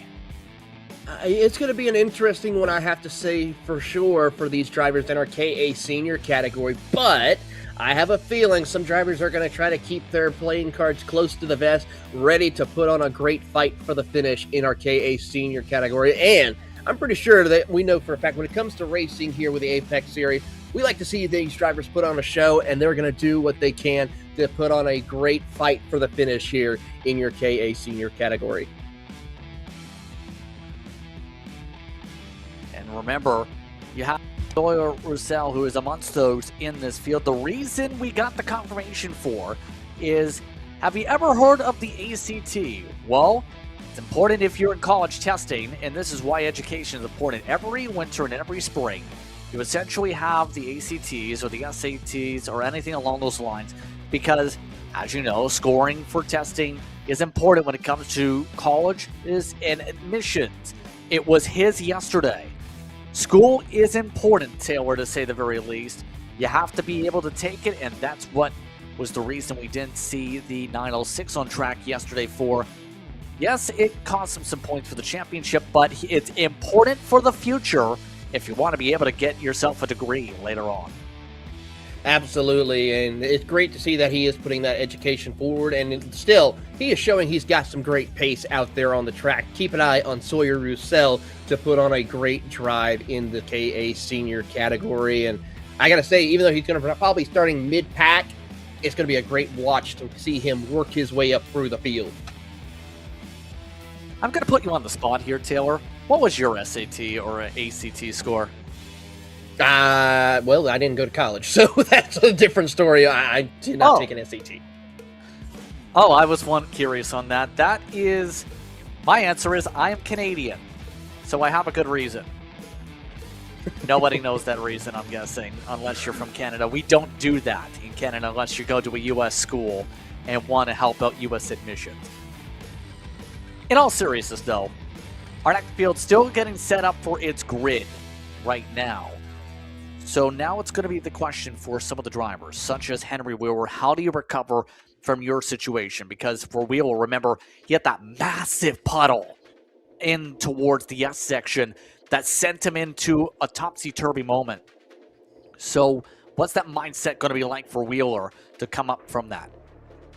It's going to be a little bit of a tough situation. He's going to have some work to do, but we know he's got that pace for the race. We've seen him fight his way back up through the field and finish 8th position. So he's got some work to do, but I got to say, a lot of things could come to play. And with how aggressive we will probably see some drivers be at the start of the race, he could maybe sneak his way through for a couple of extra positions to go up there and challenge for the race lead.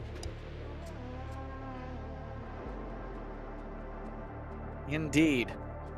Why don't we give a couple moments for the drivers to get themselves recuperated, listen to the sights and sounds and some of the music and the groove as we get ready for more Apex Karting Championships. KA Senior Mains setting up. Let's take a listen to the music.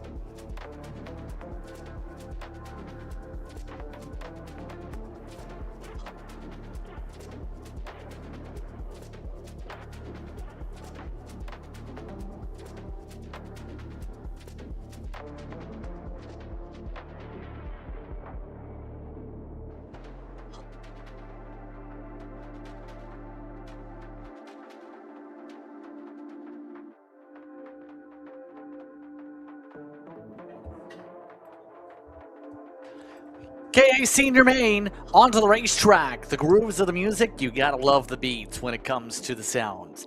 James Overbeck looking to beat the drum of wanting to be able to dominate.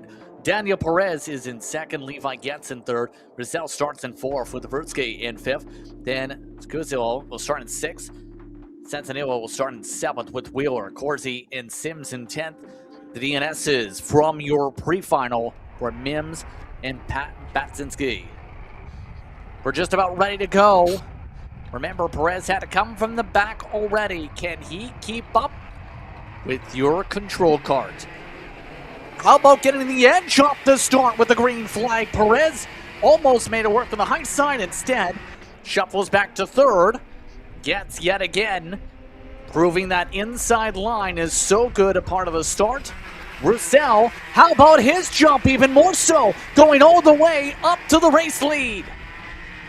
Sawyer Roussel with an incredible jump through the field and finds his way up and leads the charge and stretches that race lead out by a significant margin. We touched on it. He started tail end Charlie in the pre-final. He had to fight his way through. Now that he has a little more time and had a better start, he's now going to show why he could be the winner here today. One of the Texas Sprint Racing Series competitors that showed consistency in that series. Up to the front, Danilo dropped to the back. Wheeler still having to work his way through traffic, got up to the top 5 at least on the opening lap. But all of this is now, wow, the packs of a race split up. Gets, after the decent start, he's under attack, losing 2 spots. He gets shuffled down to 6th yet again. So Gets all of a sudden on the back foot, a -3 after what was a decent launch from the tram lines, has gone backwards for his 922. Yeah, both Henry Wheeler and Sam Avrusky get by him to move up into the top 6 for both competitors as we go back up to the front of the field right now, watching that battle for second as Perez has found his way around James Overbeck for the second spot, and Perez is setting the blistering pace right now on the opening run as they head down the backstretch. Now look at this Hornet's Nest pop up here. This going to cost it a lot of ground here with some of the battling. To say at the very least here, with these karts with the KA, you're talking about, with these machines, they carry a lot of speed. You're talking about some of the horsepower difference, give or take about 20 plus compared to, say, the 206s. So you're carrying a lot of horsepower, 22 specifically is that difference now for the KA100s in particular. So you're talking about a lot of horsepower in terms of the karting side and a lot of oomph down these straightaways that you can pick up with this gearing setup. It's going to be tricky for those air drivers to close up to these 3 who have clustered together and are looking pretty balanced in their corner and straight line gearing approach. They really are, Justin, and right now they are kind of right around the same lap times, putting on the work here. Overbeck trying to work with Daniel Perez to try and make sure that they can keep up with your race leader of Sawyer Roussel as they work their way through. Henry Wheeler leading the charge in that second group behind as they work their way onto the front straightaway, put another lap on the board. Overbeck setting the pace once again as he is blistering around the circuit, working with Perez to make that charge back up to the front. Well, so far, if you were to grade the performance of Roussel based on what the ACT is scored, it'd be a 36. That's a perfect, by the way, and that is hard to get from my understanding with an ACT. For everybody else, they'd be somewhere around maybe the 18, 16 needs improvement categories that you can have pop up here. Wheeler is getting to lead this group, and the tough part is they're about a second slower than everybody else in the front group. They still are faster than everyone else behind in some of the cushion, but it's taken a little bit just to close up, especially when the leaders in the draft were in the 44-second bracket and have stayed in sync. Hold on 1 second, that in sync just went to the wrong track. Perez just about pressed skips on and almost skipped to the race lead to his beat. He certainly almost did as they nearly made contact. You saw Roussel trying to throw off and block that inside lane, but Perez just had so much of a run that he decided to just stick it to the outside and put the pressure on as they leaned on each other a little bit out of the corner. But Roussel was very smart, gave a little room, worked his way back up to the front of the field, as now we're starting to see the intensity level pick up amongst your top 3. Down the back straightaway they'll go. Where does Roussel go? All the way to the bottom, and Overbeck is going to work with Roussel this time. Contact made between them. Overbeck will pick up the position, moving to second. Overbeck, mind you, is your points leader coming into this race for this class. Remember, it was 100 points picked up from the pre-final, 50 for a win in the heat race, 45 was given a second place. Those were his point tallies from the first 3 races. That's allowed him to have the advantage coming in by 11. The driver he's trying to outrace is right on behind him, providing pressure. And Daniel Perez, who's been on the podium for all 3 of the races so far, including the heats. But now for Overbeck, It's about trying to find a way to overarch in front. Perez trying to get a squeeze out. Rizal gets forced back to third, and up to the point goes James Overbeck yet again. James Overbeck, well, like I said, I talked to his team owner at PPK, and they are saying they are here to play chess. They're going to be smart about it. They're going to wait to make those right moves, and then they will attack and try and put these drivers in checkmate. And so far, he's now found his opening. Now he's got to try to hold on here for these next 6 minutes, and he is going to do so as they work their way back into the circuit. Watching on, Perez staying closely tucked up behind along with Roussel. Here's a good opportunity. Who will decide to go around and hold position? No one makes a move. They're going to stay single file. Curious thing is going to be how the front grip plays out. We've seen in the previous race how some of the drivers were twitching to the front end. In particular, we've seen how about some lap traffic, though. That sparks them up the racetrack. Some big issues looked like for one of the new gen machines. They're the 910 of Sims. Thomas Sims letting the drivers on go there.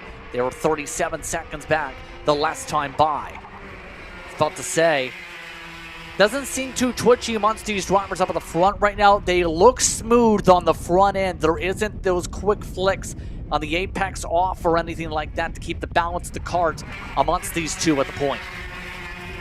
Now, I mean, I'm watching the hands of both Overbeck and Perez in some of these corners. Not a whole lot of movement happening, just making sure that they hit their marks.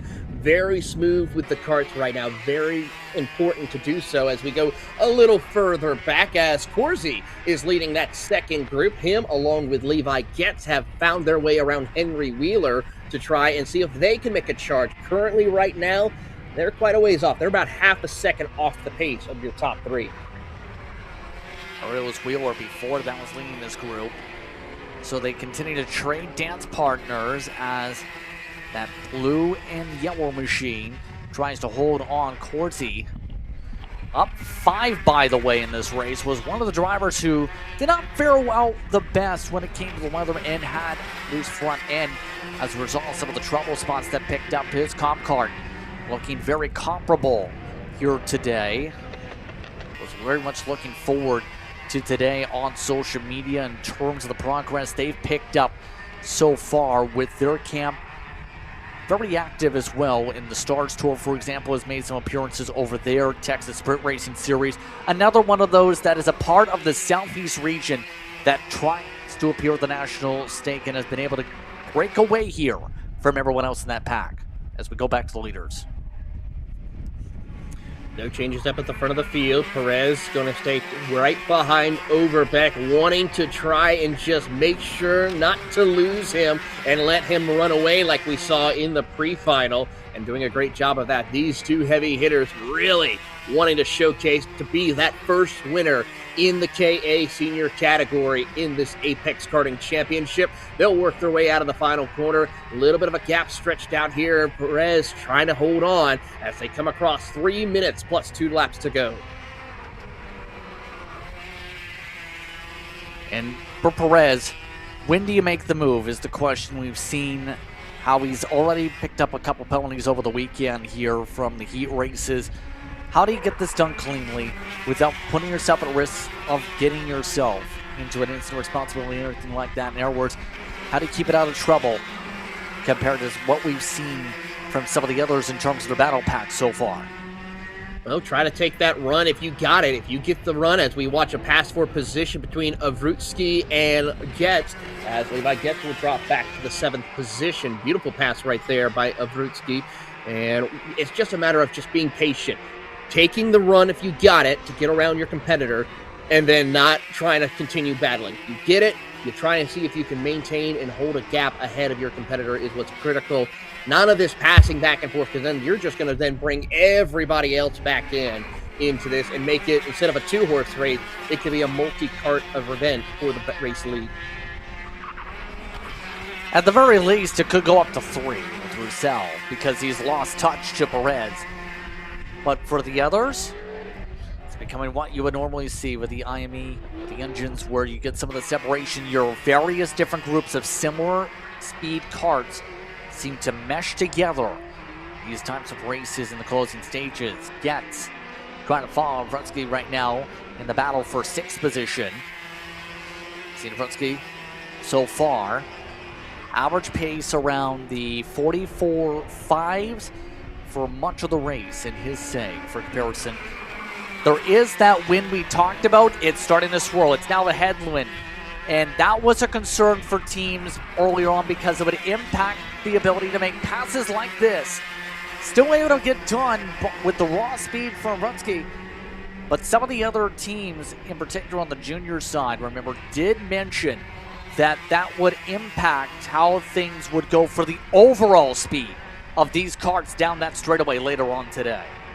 It really will, and the thing is, you got to make sure if you're going to try to slingshot past your competitor. We saw that with Abruzzi. He had Levi Getz right there to help push him a little bit extra to get around Henry Wheeler. I think that's what's going to be needed while we have this headwind on the back straightaway, trying to get around the position, is have that help and then quickly get back in line. As we see Levi Getz thinking he has a run, Henry Wheeler's going to go out with him, and they will both get around Sam Abruzzi. Able to get that done, and the interesting thing is, too, you mentioned how it'll impact the draft effect. In some of these corners, too, with the wind direction, it's like you would be in a stock car also, Taylor. The thought process is, if it's, say, 16 miles an hour, to compare this to, say, the virtual sim, you're about flipping over. Not flipping over, more like having a very turbulent time in the corners. You're very snappy. That comes into play sometimes the kart. But up front, these drivers are getting snappy for the lead because it's down to the final lap and a half. Perez getting in a bit of trouble. Overbeck into the grass. Overbeck claws across the curbing. It's Perez up in front. Oh boy, we're going to see how this will play out, because that was a little close, pushing him off the track just a little bit, where Overbeck now has to find a way to recover and settle in. He's got 2 laps to try and make it work. Out of the corner they will go as they work their way through. It's going to be Perez, white flag in the air. Final time around for Perez. This field has had 3 black flags set to deal with Mims and Sims.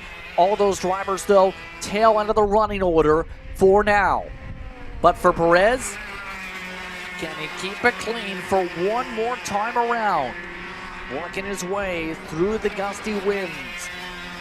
Perez had to claw his way from the back in the pre-final after being placed at said back after how things went in the heat races. Today, though, showcased why he's had a lot of rapid speed underneath his kart. Checker flag waves. Daniel Perez gets it done in KA Senior. Overbeck second, Rizal in third. Battles are still on behind as Abruzzi gets some contact with Wheeler. Wheeler squeaks up to the top 5.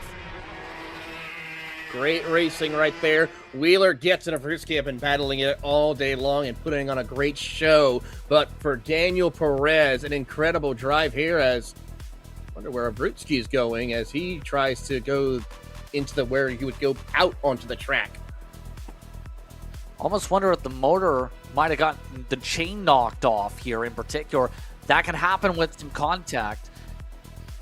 When you have contact in the last turn, there is that potential and possibility there. He still finishes 7th. Perez, Overbeck, Rizal, Corsi, Wheeler, Getz, Abruzzi, Zacuzio, Mims, and Setanuo amongst your top 10.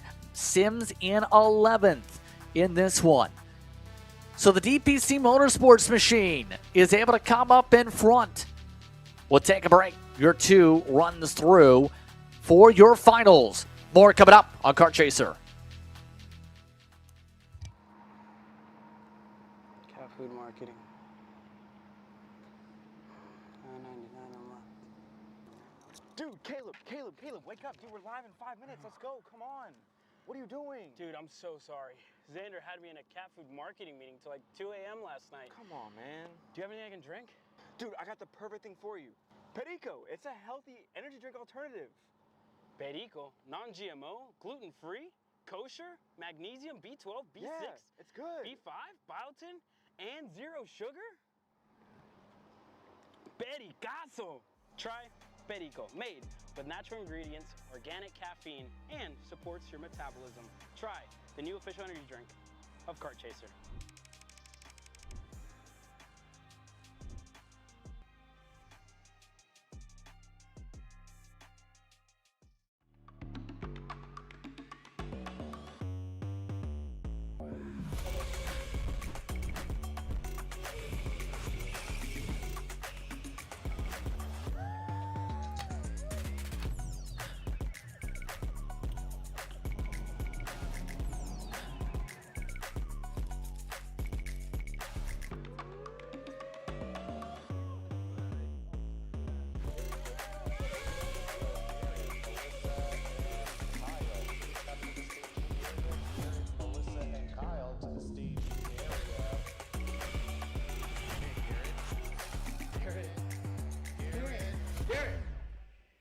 Let's go race.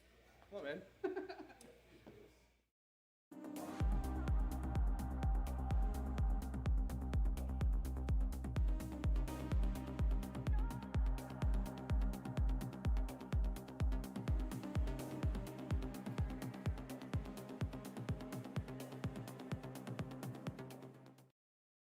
This is Henry.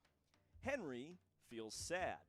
Henry feels sad because it's time for his next big race and his go-kart is in bits. Henry doesn't know that Acceleration Kart Racing is the United States' #1 shop for all of your karting equipment needs. Henry also doesn't know that Acceleration Kart Racing can deliver anything from tires to race suits and even wheels directly to your front door or to the racetrack itself quickly and efficiently, with tech support available 6 days a week. Poor Henry doesn't even know that Acceleration Kart Racing offers free shipping to mainland USA on selected product if you spend $200 or more. Do yourself a favor. Go to accelerationkarting.com and make sure that you are never left stuck on the pre-grid with Henry.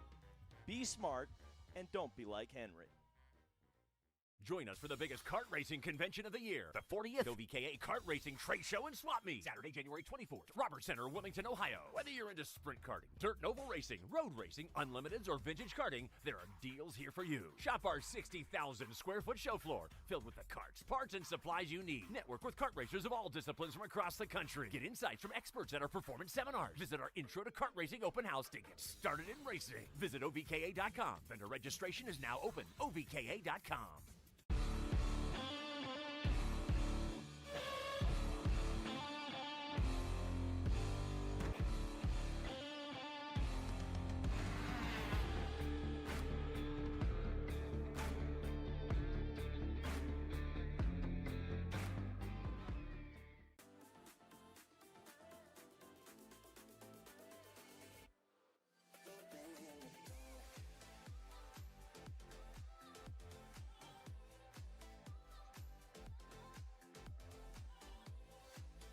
Are you looking to take the next step in your racing journey? Well, look no further than PitFit. With 2 locations in Charlotte, North Carolina, and Indianapolis, Indiana, PitFit trains drivers all the way from grassroots level karting to IndyCar and NASCAR, with top-of-the-line personalized coaching to improve physical and cognitive fitness. For more information on programs, check out PitFit on Instagram or Facebook today.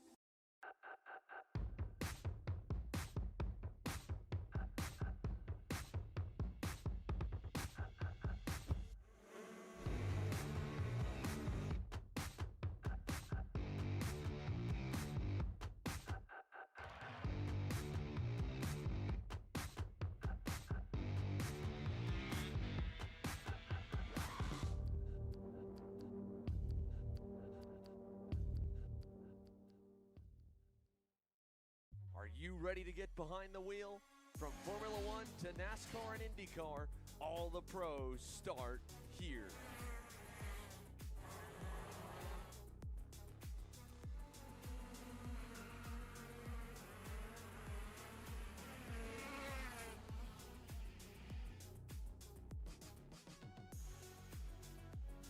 For more information, check us out online at mcckarting.com or call us and go racing today. Hi, I'm Jackson with Alpha Race Hub. Alpha is an all-in-one motorsports software solution that can solve all the software problems you need for your track, facility, or series. Alpha can cover all your software bases, From online registration, digital e-waivers, a proprietary timing and scoring software, incident management, automated points tabulation, tire and barcode scanning. We even have our own mobile timing app and rental kart activity management software. If you're looking to consolidate your motorsports software solutions, reach out to us at alphatiming.co.uk.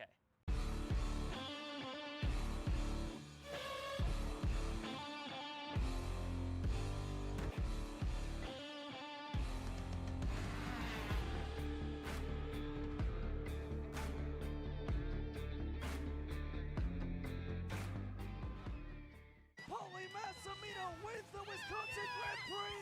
James Overbeck on start number 2 gets win number 1 in OKN Stars. On track or off, Brandon Jarsekrak Racing delivers elite performance. Led by 4-time Pro National Champion Brandon Jarsekrak, our team masters driver coaching, data-driven analysis, and mechanical precision at every national event. Contact us today at BrandonJarsekrakRacing.com.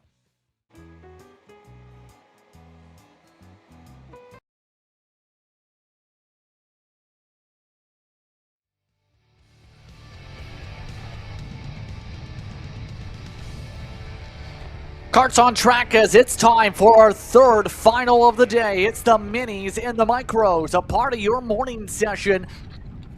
The IAME motors continuing to fire because it's going to be Ruben Greer, Liam Ford, Tristan Francisco, Andrew Anastasio, Bo Stowers, along with Firestein, Liam Francisco, Mason Brody, Trey Sanders, Spencer Height, who are off and away or underway for your minis and micros for their final for 12 minutes plus 2 laps. A good start for Greer up at the point. The recovery is on if you're someone like Brody. Meanwhile, keep an eye on the 111. Guess what? Brody is in third already. Mason Brody is on a tear right now. An incredible drive on the opening couple of corners as he tries to slice and dice through the competition. He now has 4 in the new gen machine, and then the driver of Ruben Greer, who set an excellent pace. But we know Mason Brody is going to try his way to get to the front as quickly as possible. To the inside, he will get around Liam 4, and now just 1 driver remaining, and he's already going to try to go from the back to the front in less than a lap, as he sends it down to the bottom. New race leader, Mason Brody. Well, that is an impressive drive and then some. Remember, it was a nightmarish race in the pre-final with the difference between the wets and the slicks on tires. The 9-year-old able to roar in front, won the Stars Night Fight in 2025, 3 times to the national podium. Has a chance to make it 4 and add another win to the repertoire here. But it's still very early because Stowers has also moved up to second in the other battles going on. You also have Tristan Francisco, who's trying to fiercely gain some ground behind that 111. There's a look at them. The Franciscos seem to be hooking up together as they try and charge ahead. In particular, remember the 141 also had issues off the start and lost about a lap as a result of issues in Liam's case. Yeah, Liam is doing a great drive of a recovery run here as he tries to fight his way up through the running order and chasing down. And of course, we got to talk a little bit about the wind here. It's still blowing pretty significantly. Got to be careful with the crosswinds. I mean, we talked about how the kart back steps out a little bit, even with some of our older drivers and everything. It's going to be even more of a handle for our cadet drivers as well because of just of how small they are and how much wind could blow. We could see these drivers fighting for their lives around this track to hold on to their karts. Keep in mind, good point to remember from yesterday, we've seen in some of the heat racing action, both the Franciscos were going to work together for a little bit, then they battled for a fair bit at the end in one of those heat races and lost ground. What will happen again is the question. Now keep in mind, when you're brothers, you expect to see people work together a little bit, to say the very least. Have them be in sync, Taylor, instead of fight each other, to say the least. That has to be in the mindset, the coach side, to be able to say, hey, today, if you want to win this race, one of you's got to help the other, and then you can fight if it's down to the 2 of you for the win. Well, I mean, Their dad, as well as also Ryan Perry, who is the owner for these two karts, sat them both down and said, look, you got to work together because what y'all did yesterday prevented you guys from being winners in their heat race yesterday. And they have the pace. The problem is they're just fighting each other. You don't want to do that. Work with your teammate. You outnumber Mason Brody 2-1. You can take that fight and be able to pull away. You got to put egos aside and focus on trying to work together. Reference as Stowers continues to hold back the 117 of Tristan. Liam Francisco finished 4th in one of the races. Tristan in 2nd in Heat 1. Heat 2 went the way for them yesterday with Tristan in 2nd, Liam in 3rd, but more than a second behind with that. Keep in mind, Mason Brody is a part of that camp as well, which adds to that extra factor where you have to remember you have team members that are all going to fight. You want your team amongst yourselves to battle. If you battle too much, Stowers is there to be able to take it away too, be able to take some points. All of them battling for championship rights. Here it comes, the rights up at the front for the 141. Everybody up in the RPM camp got to be jumping up the wall. I mean, you're looking at a top 4 of RPM drivers right there, and they're doing what they need to do. They're having a little bit of fun racing each other hard, but biggest thing is hopefully they don't take each other out. As to the inside, Mason Brody gets around the driver of Stowers for position, allowing Liam Francisco to stretch out that lead to a couple of kart lengths. So all of them stay in sync up at the front of the field. Greer waits in the 5th position to see if anything picks up here. And it's good if you're an RPM machine, to say the least here, Taylor. We've seen Ryan Perry Motorsports, when we've seen this camp come out to big events, usually be in sync for these younger classes like this one. Certainly is the case here as we watch your top 5 now. They are the class of the field. Ruben Greer looking to try to spoil a little bit of the RPM group as he tries to find his opening to get around the competitors. And as they do so to the inside, as they work their way through, and it looked like Tristan Francisco tried to get around Mason Brody, could not make it work, and then Stowers and Greer will battle for 4th. So 6 minutes to work with up on the board here with Liam Francisco up at the front of the field. But for how long? Here it comes, Brody. He ends up bringing Tristan Francisco with him, who set the fastest lap last time. Tristan now looks to have a little bit of fun here, to be able to try and slingshot through. Remember, one of the big things, we're talking with Xander Clements about this. We mentioned headwinds and tailwinds being factors here.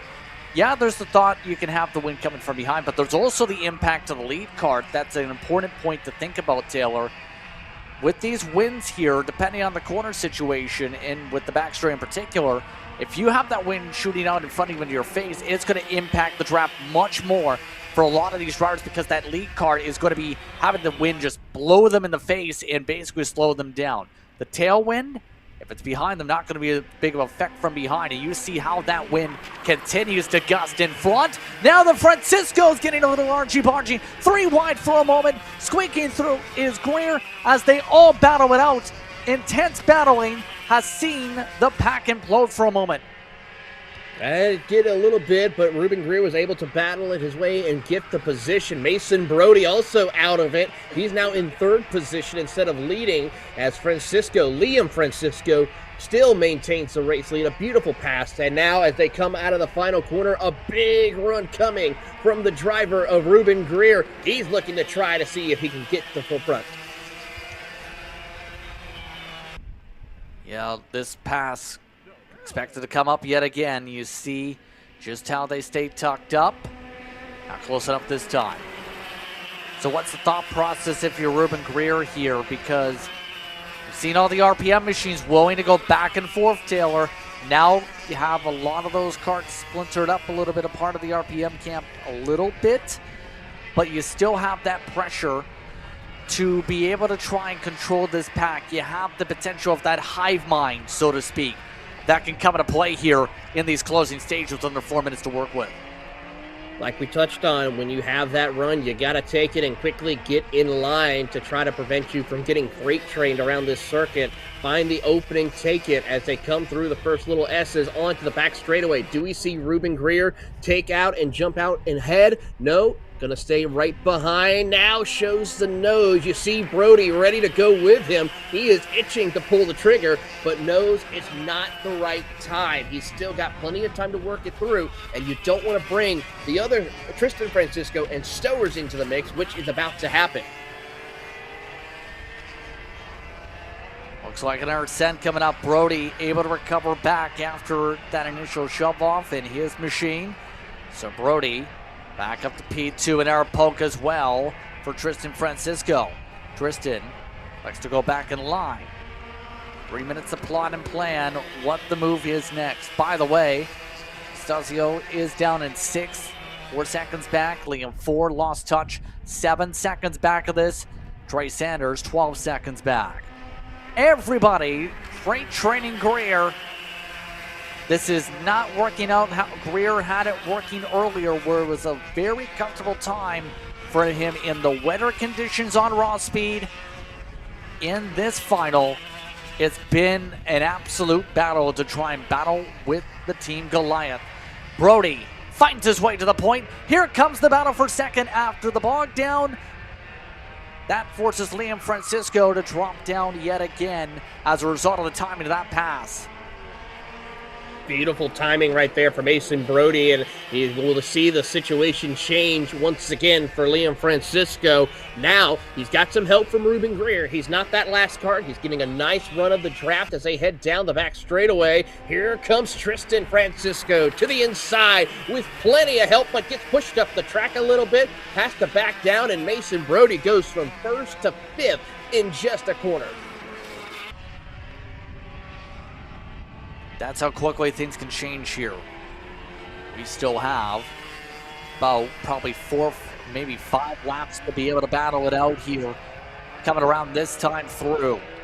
More shuffling. Sees Liam move up. Brody back to 4th amongst that choo-choo train. And for Tristan Francisco, remember, we talked about the success of the Franciscos for the Canadian side of the border. Both of them brothers in terms of the racing careers. When it comes to Tristan picking up a Canadian National Championship all the way back in August, for example, has had great success on the north side of the border, win racing over there. Also, of course, in the IAME Grands, picked up a championship there for the family. The family did back there in September. So there's been a lot of success when it comes to Francisco's as of late. This would add to the list of big victories they've had in the calendar year to lead into the momentum for 2026.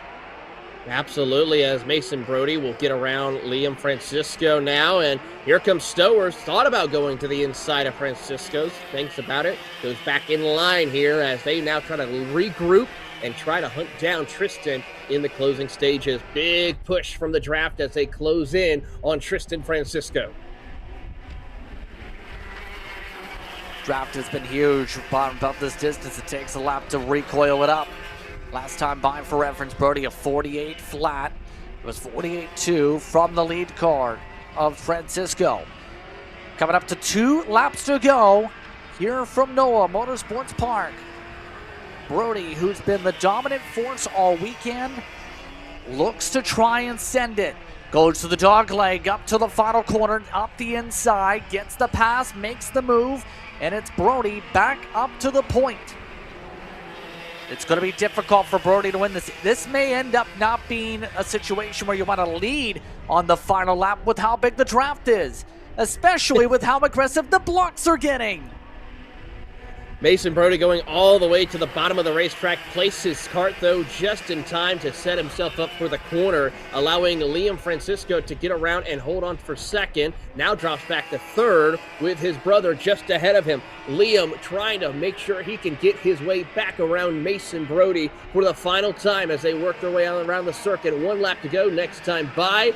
Tristan Francisco sees if he can find an opportunity on the bottom. Not close enough to try anything as Mason Brody takes the white flag. He goes down to the bottom of the racetrack to start white lining around the circuit. Final time around. Here we go. It's Tristan Francisco looking to try and set something up. Here they go to the middle. Now both the Franciscos, they're battling again. Side by side for the race lead still regardless.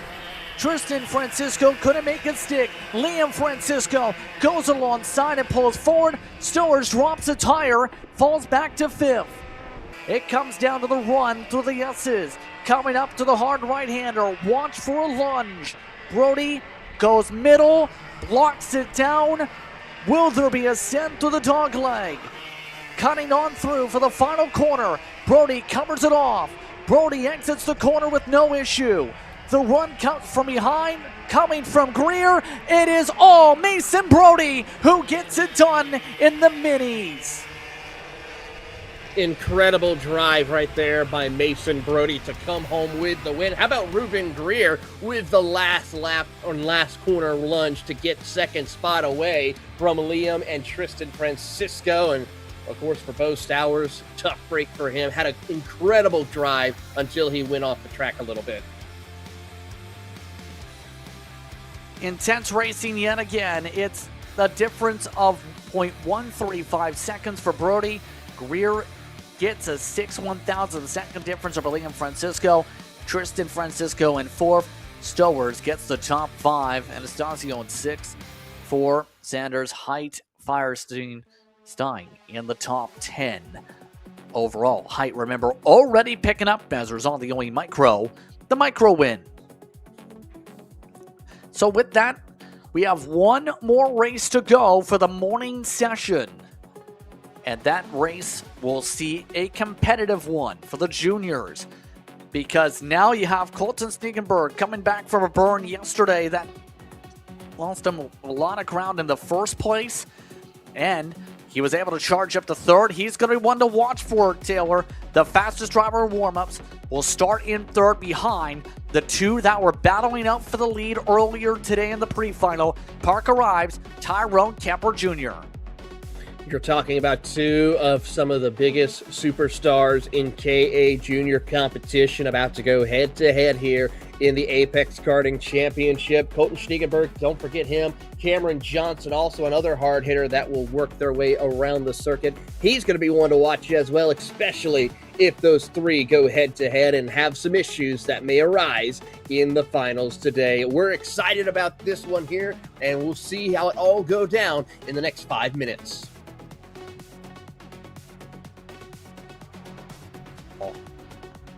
How do you feel this win is going to continue to impact things? Just look at this.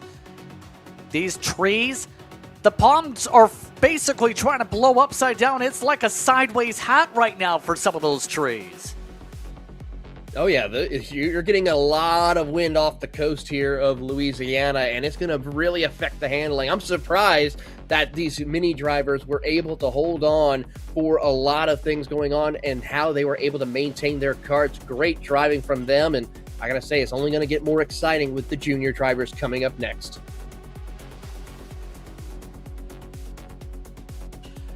That is definitely...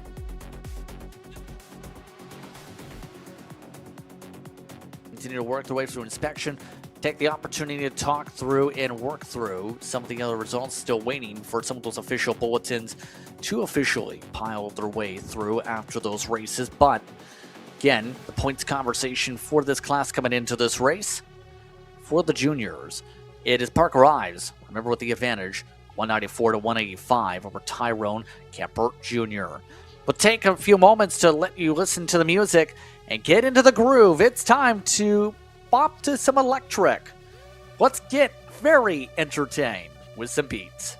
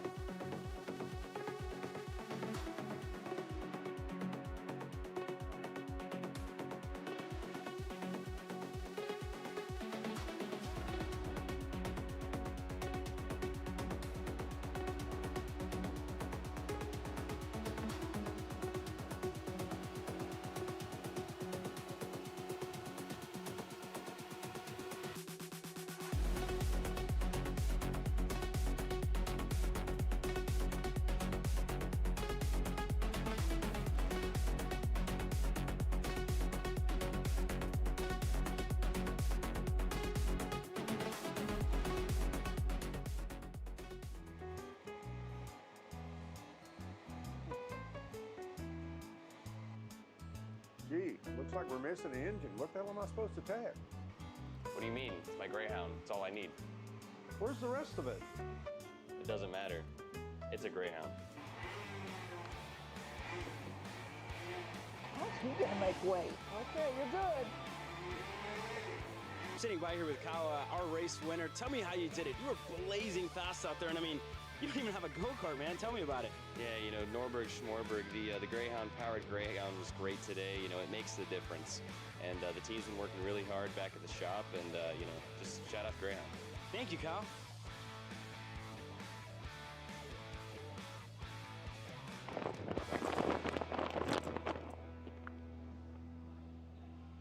How the f did you just win? Doesn't matter. It's a Greyhound. Cat food marketing. $9.99 a month. Dude, Caleb, wake up. Dude, we're live in 5 minutes. Let's go. Come on. What are you doing? Dude, I'm so sorry. Xander had me in a cat food marketing meeting till like 2 a.m. last night. Come on, man. Do you have anything I can drink? Dude, I got the perfect thing for you. Perico. It's a healthy energy drink alternative. Perico, non-GMO, gluten-free, kosher, magnesium, B12, B6, Yeah, it's good. B5, biotin, and zero sugar? Pericazo! Try Perico, made with natural ingredients, organic caffeine, and supports your metabolism. Try the new official energy drink of Kart Chaser.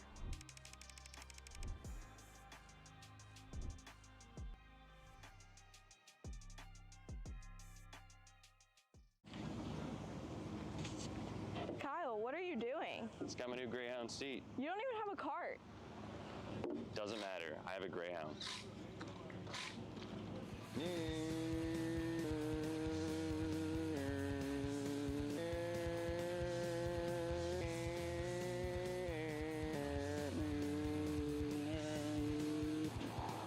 the f is Kyle Cuthbertson?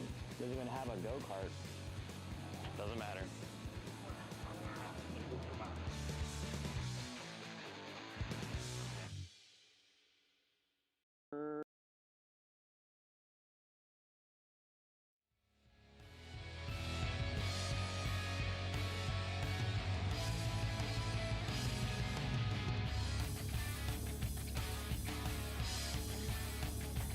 Karts are back on the racetrack. It's time for your final of the morning.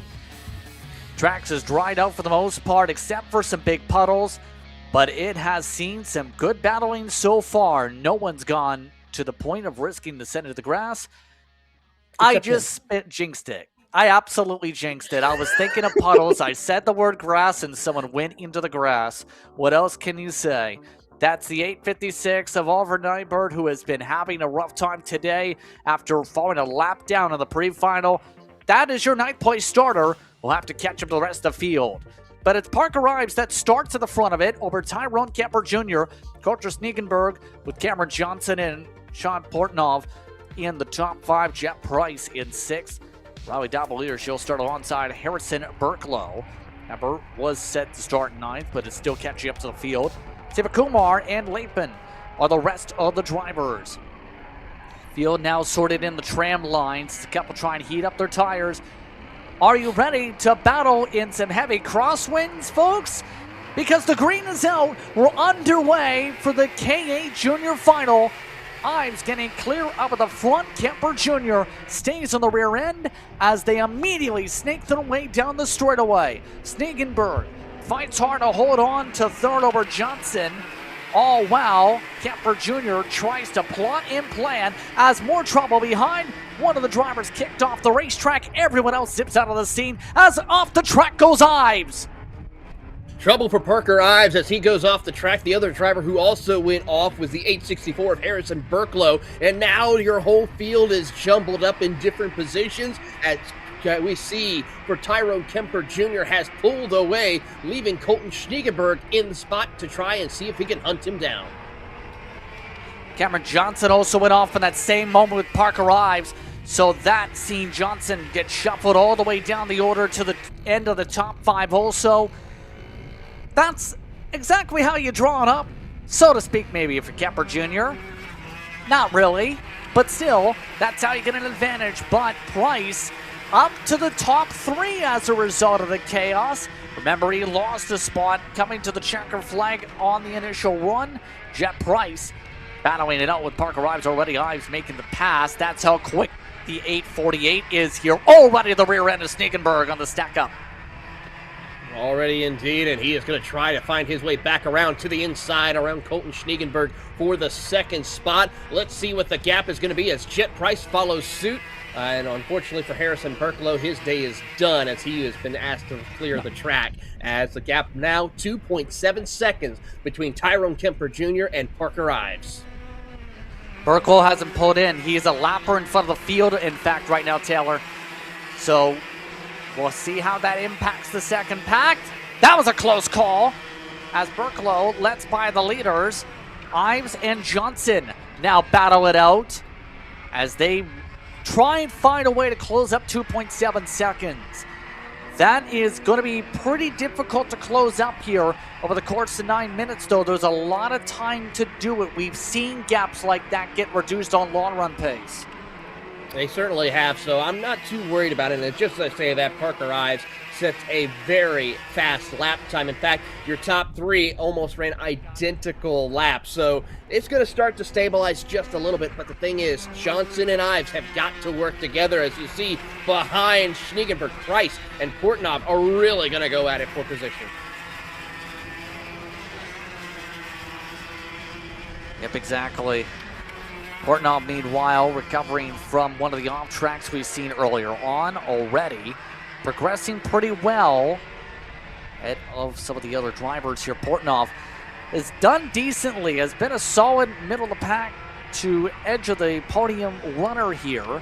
It's one of the drivers that competed at Trackhouse Motorplex just about a week ago in their karting challenge. One of the drivers from the Charlotte region. And we know how big that Trackhouse regional program is when it comes to their club scene. Absolutely. I mean, you're talking about one of the biggest programs, I have to say, on the East Coast is at the Trackhouse Motorplex. As we watch on to see what Johnson and Ives do, they picked up about 4/10 on Tyrone Kemper Jr. last time by and starting to close him in. You got to reel him in a little bit, just like you're out here watching the action here, and it's going to continue to change as we progress further and further around the circuit. Draft Pack United, it looks like, as... By the way, for those curious, on those watching on our broadcast, if you see smoke, that is the skid pad, turns out. A lot of people making the work to the skid pad now that it's dry. But in all seriousness, the more important things in life, Parker Ives and Cameron Johnson with the draft sync. That's one of the major things I've noticed is if you work together, we've seen this in the 206 especially, the draft can be beneficial if you're able to cooperate. And Cameron Johnson seems very smart with this in terms of his close-up. If you add up the time, it's going to see them close up in the final stages maybe. Or they can battle it out like that and cost themselves a little bit of ground in the side-by-side area where you normally don't go side-by-side. How does that impact the time? Well, they ended up equalizing out after the side-by-side from that initial attempt by Johnson to swap. Yeah, not what you need to have happen. You got to be careful. Just like when you're starting to reel it into competition, you got to do it slowly. But if you start to give a little too much slack, you're going to allow that driver to pull away. You got to be careful. Settle in. Yes, you may feel like you have the pace, but you got to think bigger picture. You're trying to hunt down and go for the race win. If you just give up now, you're just going to then be battling amongst yourselves, bringing in other competitors to join you in the fight for you to lose possibly more spots and miss out on going for the top step of the podium. So be patient. It's going to come to you. You got the pace. Especially when you don't fight. It's so tempting. It's like that phrase of stay in a line and work together that you see on iRacing. You see that button and it makes you want to pass more. It's the same, it works the same way as a hand signal, right? If you say, let's work together, as Xander Clemens would say, it gives you more motivation to try and get around because you want to be the leader, not the follower. But that cooperation is what's now just about got them in draft range. Some of the others, though, you're talking about some of these competitors like right here that have lost so much ground, like Nybert, a spinner from the outlap, has only been able to get to 9th so far. Remember, it was a lap down in the pre-final. Yeah, Had great speed yesterday. I mean, he really did. It was an incredible drive we saw from Nyberg, and unfortunately, I think it was just the conditions of today that kind of pretty much caused a little bit of issues for him, to where he's now having to start off the back burner and fight his way through. But unfortunately, not enough time to really go for a top 5. Hopefully, he can pick up a couple of more spots as we progress. But we go back up to the front of the field to watch, and the gap is now under a second between your top 2. Parker Ives has been reeling in Tyrone Kemper Jr. to where he could try and see if he can reclaim the race lead. But the question is going to be, he has got to fire off at the right time. 5 minutes to go as they cross the line, and he is trying to see if he can get that lead back. So try and plan things out. Looks like the plan is let's go immediately to work. Plan is over. Parker Ives to the point. That was a quick plan. But now, it's about working from here for the next 5 minutes to see what they can do. Talking about Nyberg, by the way, to give a quick shout on that again, we mentioned that look back there. He's only lost 2 seconds to the leaders, despite starting 12 seconds back for the initial start. So Nyberg has enough pace to maybe still get a middle-of-the-pack run on raw speed. Ives, for reference, though, was 0.6 quicker than Kemper on that close-up lap. That's how quick the draft can help you with how gusty the wind is. Look at that hurricane-like wind as it passes on the right side of these drivers.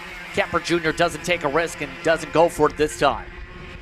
Yeah, I think it's safe to say Tyrone didn't have the run he wanted to have, plus didn't have Cameron Johnson right there to help him get by Parker Ives. He's going to try to see if he can set something up later on in the run, see if Cameron can close in, help him out a little bit. But right now, it was not going to be the best possible time to make the pass. Yep. It's now the thought of, when do you go? And the thing is, too, remember, Cameron Johnson, you have to wonder what's going through his mind here, Dale, where every time he's been in range to battle for the lead, it's been these two in front that have had a chance all weekend. For Johnson, he hasn't gotten the chance to pick up the pieces from these two quite yet. You can't factor Johnson out of this, because if they've been so much focusing on themselves, Johnson can just drive on by them and take away second, if not the race win, from the both of them. Well, that's the thing, but I think Johnson's going to have a little bit of help and have that run. Right now, he's just he hasn't burst that bubble in the draft just yet. You know, when you're drafting with someone, you have a little bit of a bubble, a little bit of resistance to where you feel like you can't make that run. He's got to find a way to pop it to where he can slingshot past his competitors here in order to try to get second or the race lead. I think that's what he's missing right now, just that little extra to pop the bubble and get around. For reference, Johnson, mind you, just made the jump with the series this season up to this class. We talked about the difficulty of moving up into a new class, into a higher age bracket a little bit before. He was the winner of the Route 66 Sprint Series Mini Swift Championship just this year. So he's got the pace, at least here today, as immediately found some of it to be in contention here today in a brand new class. But with under 2 minutes to go, it's looking like the top two are trying to ice him out here. Trying to give him a little bit of the draft freeze, so to speak, here. Right, and thinking about that, you're talking about not only jumping into another age bracket, but a whole different class. I mean, a different engine package as well, different rules, different driving as well, plus different age groups. You're talking about getting into those preteen young adults to where they've been racing in this class for years, if you think about it, and now you're starting to see you have to make adjustments to your driving style, as also that aggression level is also going to ramp up quite a bit. I have to say, I'm watching the mini and micro drivers compared to the KA juniors, the aggression level between the two, night and day difference. Yeah, the minis really like to go back and forth like a pendulum swing for the race lead. You have to be a lot more nuanced. when you get up to the KA package in the juniors on those passes. Speaking of which, for Nyberg, he's lost a couple more seconds of the leader, but he has caught up to those karts we were talking about that was projected to. Double ear, Portnoy, Price, already once those passed along here. Portnoy already getting passed by most recently. So the 880 trying to hold on to a top 5 in that fight. But we're coming up to 2 laps to go on the timer. It's Kemper Jr. time. The hometown driver, Tyrone Kemper Jr. to the point. He found the run, he had it, he took it, and now slots back into position. Cameron Johnson now has closed the gap. He has been learning from 2 of the best when it comes to karting in these junior categories, as now he finds an opening. He gets around Parker Ives for second. We saw Ives just make that small little bobble of a mistake, has to now drop back, and that will open the door for Cameron Johnson to make a run. Johnson's going to have to work quick, though.